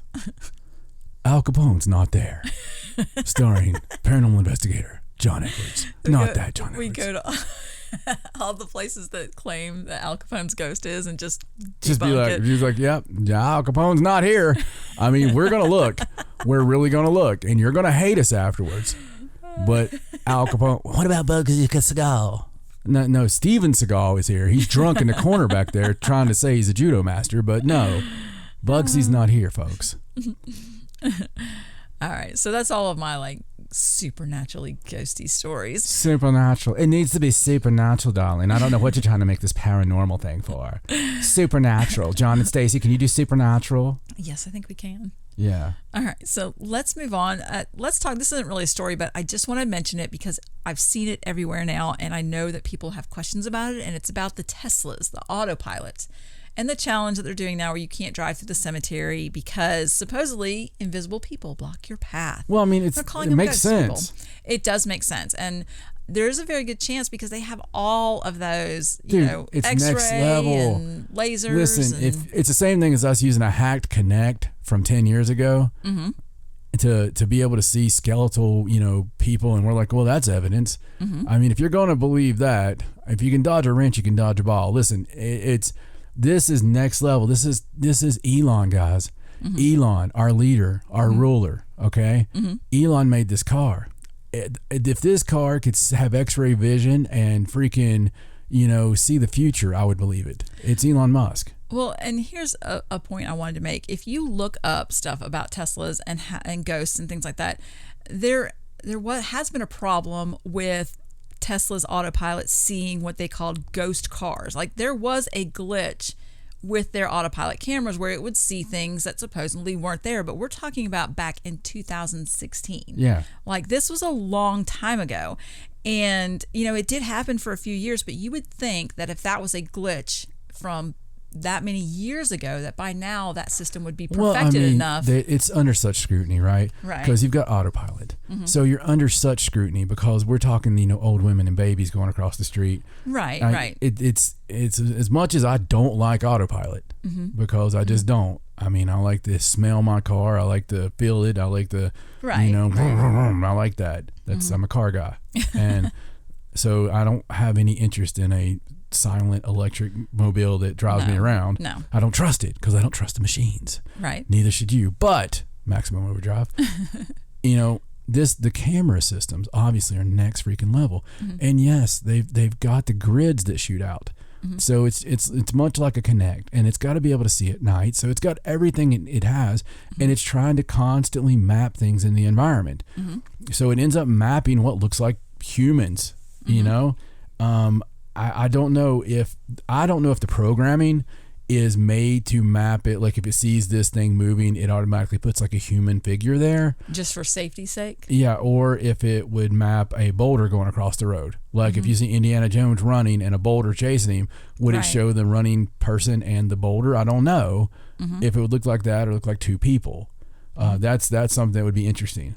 Right. And I'm not saying that driving through the cemetery that it's not picking up ghosts, because it's a very good possibility it is. Yeah. But, it's just not something that's you could tell yet, I would think. I would think I need a lot more testing. Well, I tell you, if anybody was going to dumb luck ass their way in to find like the one surefire way to fucking see ghosts, it's going to be Elon Musk. I agree. I agree. It's going to be like, well, I didn't mean to make it really, but I did. I didn't mean to make it see into the through the veil. And listen, I love Elon Musk.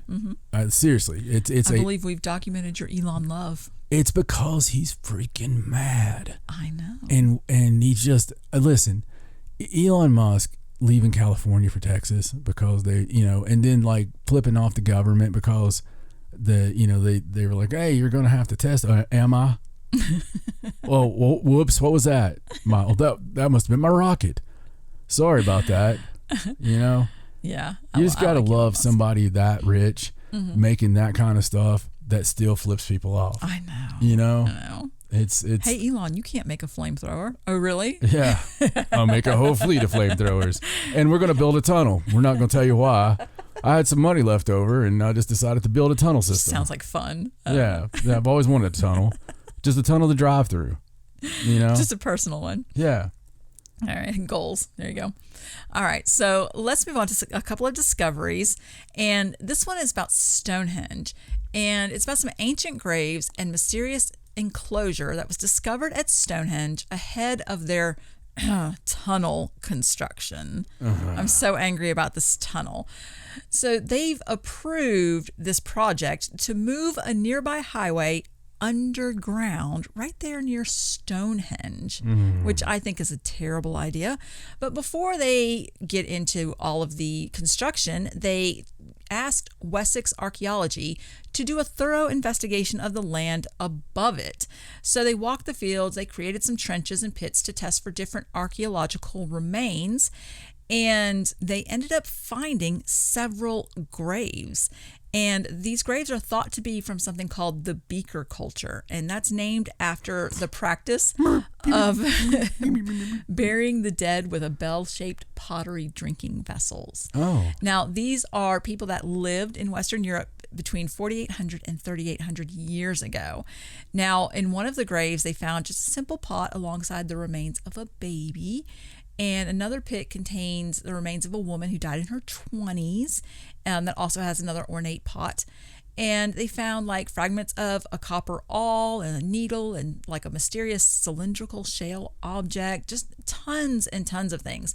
These graves are both thought to be about 4,500 years old, but they claim that there's buried caches of other ancient artifacts, including pottery vessels, flints, deer antlers, just tons. I mean, you almost can't dig anywhere around there and and they shouldn't find something. I mean, unless they're digging for that reason. Yes.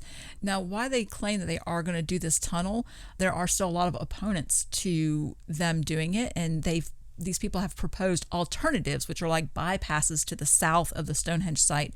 I think the target is to remove most of the road traffic from the area. So there are other options. They can do this bypass that'll take the traffic away instead of digging. Why do we need a bypass? Everybody needs a bypass. But they are going to let them do a full archaeological excavation that's supposed to begin later this year, and it's going to take 18 months. So at least we know for 18 months they're not going to be digging a tunnel under Stonehenge. Oh yeah, I'd be putting stuff in that ground. Like I'd put something that had like a archaic sign on it around his neck that says, "Hi, I'm the missing link." I mean, just we can't dig here, folks. So another thing they found besides the graves was a pattern of buried ditches south of the graves that appears to be some sort of enclosure that they think dates to the Middle to Late Bronze Age, because there was like a settlement nearby. So, it's definitely an area where people always wanted to be, and clearly there's a lot of history there. They just don't need to be digging a tunnel. Let me tell you, when this tunnel's done, if you wanted to see something cool, take a Tesla through it. I'm sure there'll be a lot of happy little glitches. Yes, I'm sure there will be.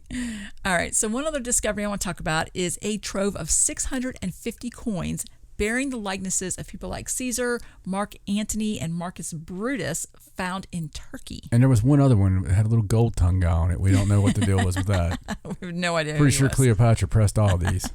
They were minted between 75 and 4 BC. It's silver currency, and they claim it was probably buried by a high-ranking Roman soldier during Augustus's reign.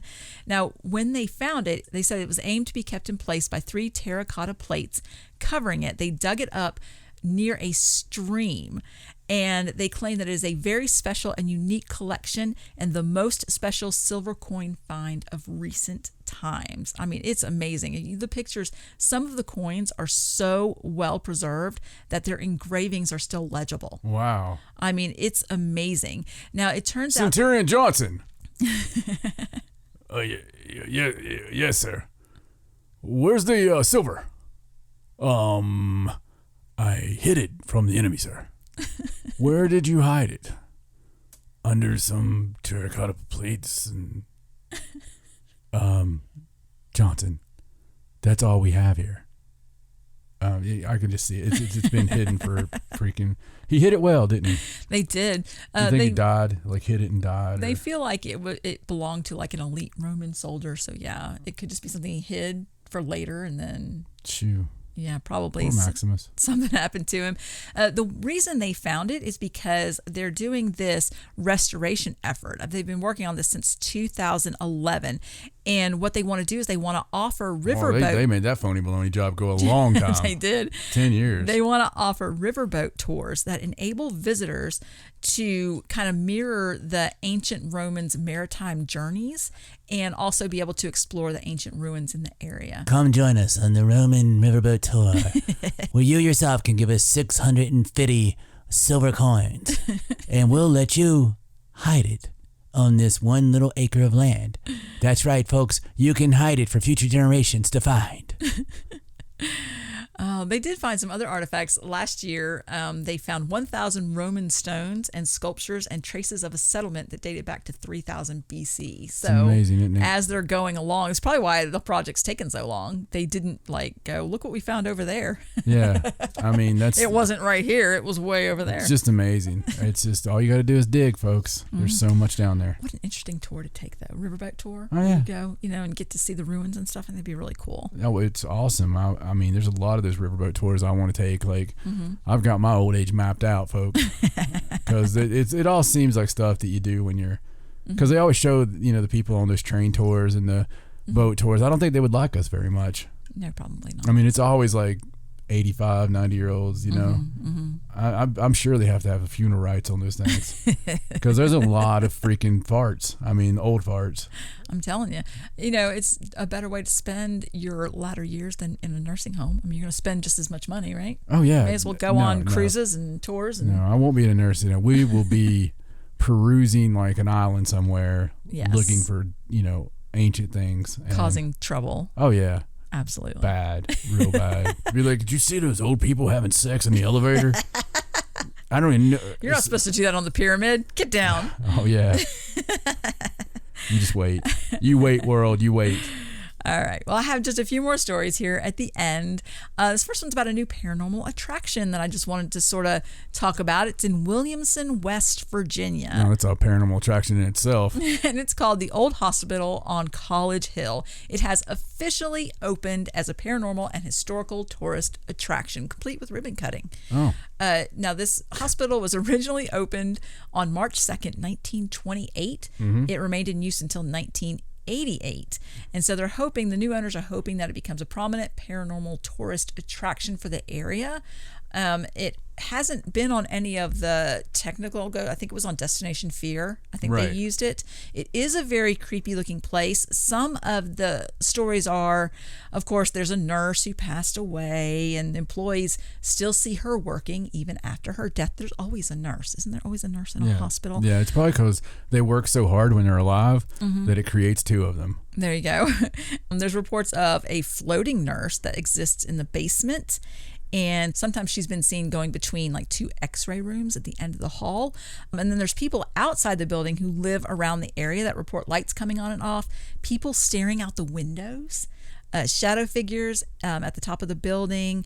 And a lot of the times the local police department has responded to calls of folks inside the building only to find that all the entry points are secured. Like they've gotten reports that somebody had gotten in, only to find out that nobody had gotten in. I totally believe in West Virginia.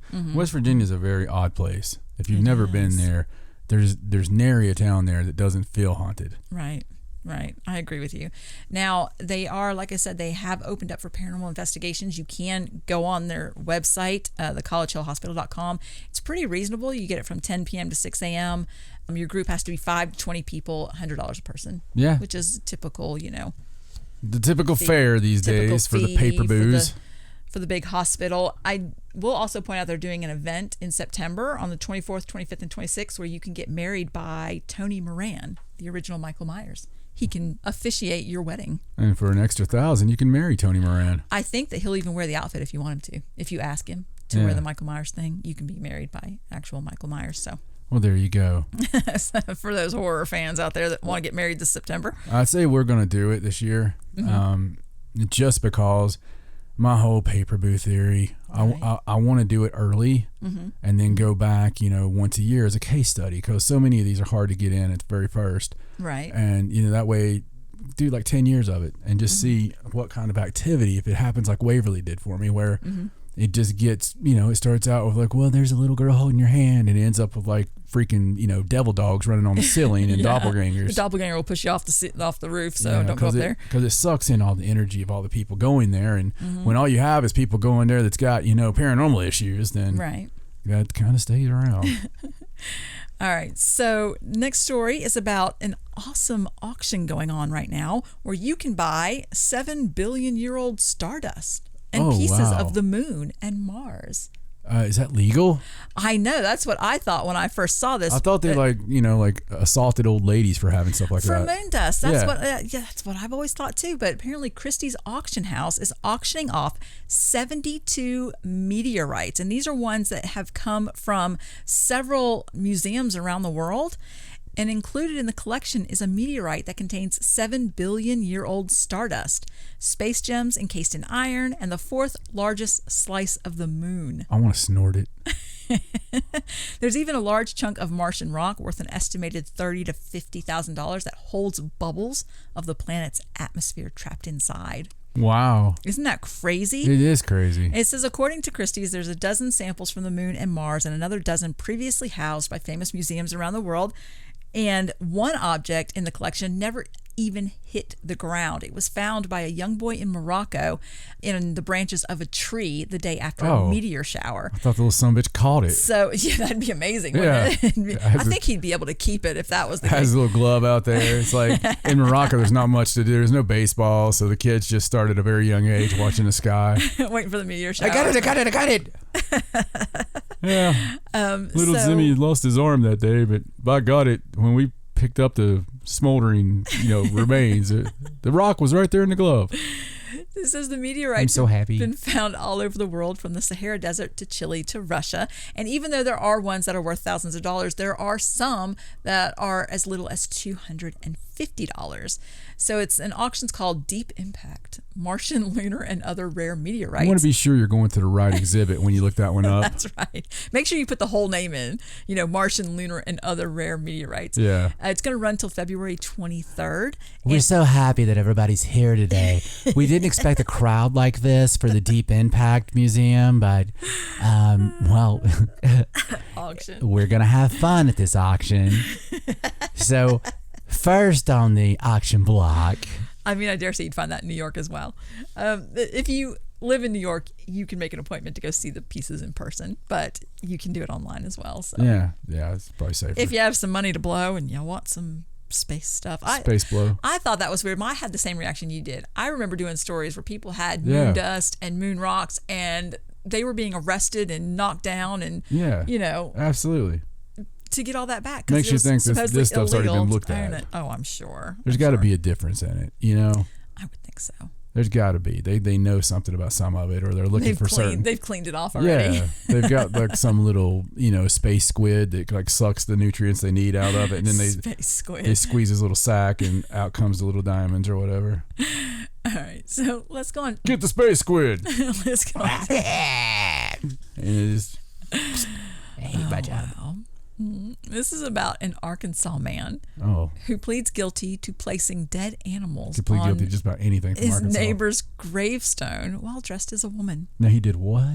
Yeah, this is from Bentonville, Arkansas. He's a man, he's 79 years old, and he is in trouble now. His name's Joseph Stroud, for being arrested in August after he was caught on surveillance video dressed in overalls and a woman's wig and placing dead animals on the headstone of his former neighbor.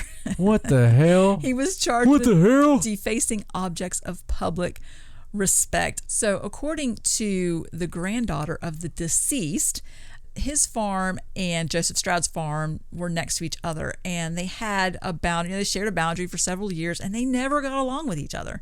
They fought. Rival neighbors. Yeah. And so I guess after this man passed away, Joseph Stroud still didn't want to give up that fight, and he's been putting dead animals on his headstone. I wonder if it's like the guy's favorite animals that, I have no idea. What I see is this guy like was really had a thing for certain animals, right? Mm-hmm. And he was like, Joseph, I'm going to be keeping these birds here. And the birds drove Joseph crazy all those years. You know what I mean? Right. So Joseph kills one of those birds daily. Takes them and drops them on. I would do something like that. I'm a big fan of this guy. He's really trying to do a good thing, and everybody's getting freaked out about it. We need to, what we need to do is like see if this guy wants to sell T-shirts or something, because I can make this guy a celebrity. Well, he pled guilty, and he took a plea agreement, and a part of the plea agreement, he has to surrender his driver's license because of his mental health, and he was given a 1-year suspended sentence and has to pay restitution. $2,500 in restitution for messing up the headstone. My dad, when I was a kid, he would go off about certain things, and they were silly things. Mm-hmm. And one of the things he really hated, me and Mom liked this little shop up the road, and they would sell these lawn ornaments that, like Looney Tune characters are the ones we were looking at, and when the wind blew, their little feet would go around like they were running. You know what I'm talking? Yeah. So I wanted one of those. Mm-hmm. We were talking about it, and Dad went off about how stupid they were. And then our neighbors got like a bunch of them. Right. Okay? And they were in the yard. He went off about it. So we told him one day that if he ever passes, we're going to buy a few of them and stick them on his grave. Wow. And absolutely. It was He'll go nuts. You'll find every time you visit his grave, they'll be like, you don't understand. He took that so personal that like we weren't joking. Right. He took that so personal that he still will talk about it from time to time. I mean, and it's been 30 years. He'll be like, I can't believe that you and your mama are going to put those things on my grave. Oh, wow. You are going to, aren't you? Oh, absolutely. Absolutely. I'm going to get them special made. Yes, absolutely. Just get them special made. I'm going to get some other denomination that other than the one he goes to. Mm-hmm. That kind of church person or something. I'm going to put like a Catholic priest on it, like running. Wow. After a little boy. Oh, wow. Okay, I have one more story. Okay. I have one more story. This is about a man named Prince Midnight. He calls himself Prince Midnight. Is he a wrestler? He's a rock star. Oh, well, there you go. Well, he's a rocker. It would have been a stripper. Maybe not rock star, not rocker. Yeah. He built a guitar out of his dead uncle's skeleton. Here's a picture. You see? Okay, listen. That whole thing we talked about was moon dust legal. Is there something illegal about that? Not in this case. And let me explain what happened. Now, this is his uncle. His uncle's name was Philip. And Jesus Christ. His uncle Philip died way too young in a car accident, but he had requested that his skeleton be donated to the local college where it was medically prepared and rendered. Now, this was in Greece. These people are from Greece. Oh, of course. And so his skeleton, educated students for 20 years. So after a certain point, the school no longer had a use for him. His name was Philip, with an F. Philip. Yeah, okay, I got that. So he ended up in a giant wooden box. Now, his family refused to cremate him, but they didn't want to keep paying costly rent for the cemetery space. So his nephew, Prince Midnight, decided to take matters into his own hands. He refiled, again, just tons of paperwork. I mean, a ridiculous amount of paperwork. I can only imagine. With the Greek government to repatriate Philip's remains with him in... It's a sick-looking guitar. It really is. Yes. I mean, I have to admit. So after this long and complicated process, he got the box of bones from Greece, and he didn't really know what to do with them. He didn't want to cremate them. He didn't want to bury them. He didn't want to put them in the attic. And this is the uncle that got him into rock and roll. Like, it was a big deal for him. He's either going to make a bong out of him or a guitar. He decided to turn Uncle Philip into a guitar, and he'd never built a guitar before. So first he went to this shop called Dean's Guitars. It's a wood shop in Tampa, but poor Dean. They decided that they couldn't help him. Yeah, you think? They weren't comfortable with it, but I guess they told him what he needed and kind of gave him a base idea of what he would want to do, and he did it. He said he's super proud of it, and he can play it. There's pictures. There's even a video online of him playing a song on his skeleton guitar. It's called the Philip Skelecaster. He even burned the name. So John 5, if you're listening right now, you need to buy this guitar because it's got you written all over it. I'm not so sure he'd sell his uncle. I mean, it's a real skeleton. It's really creepy looking. If your moral fiber has the fact that you'll turn your uncle into a freaking guitar, then I dare say you'll sell it. Well, he said it was the perfect way to memorialize an uncle that got him into heavy metal in the first place. Thank God he didn't show him porn for the first time.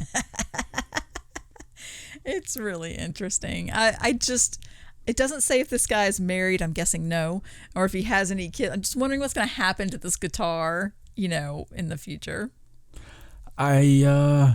Dude, that's strange. I agree. I have to give it to you. On the whole realm of Stacy's last stories, yep. that one really trumps the square poop. Yeah. That's the poop cubes and and the dead uncle axes. According to him, it plays perfect and sounds awesome. Oh, does it? It does. There is so many wrong things. He used the rib cage, the spine, and the pelvic bones. So it's just like this whole torso-looking thing, and then the neck of the guitar sticking out. It's very strange. If they'll legalize it and I could sign it now, I would like to be stuffed. Like, you want taxidermy? I would like to be in the house, just standing over in the corner, and you can hang your coats on me or whatever. The kids would never come in the room to be like, Dad's looking at me. You can put shades on me. Okay.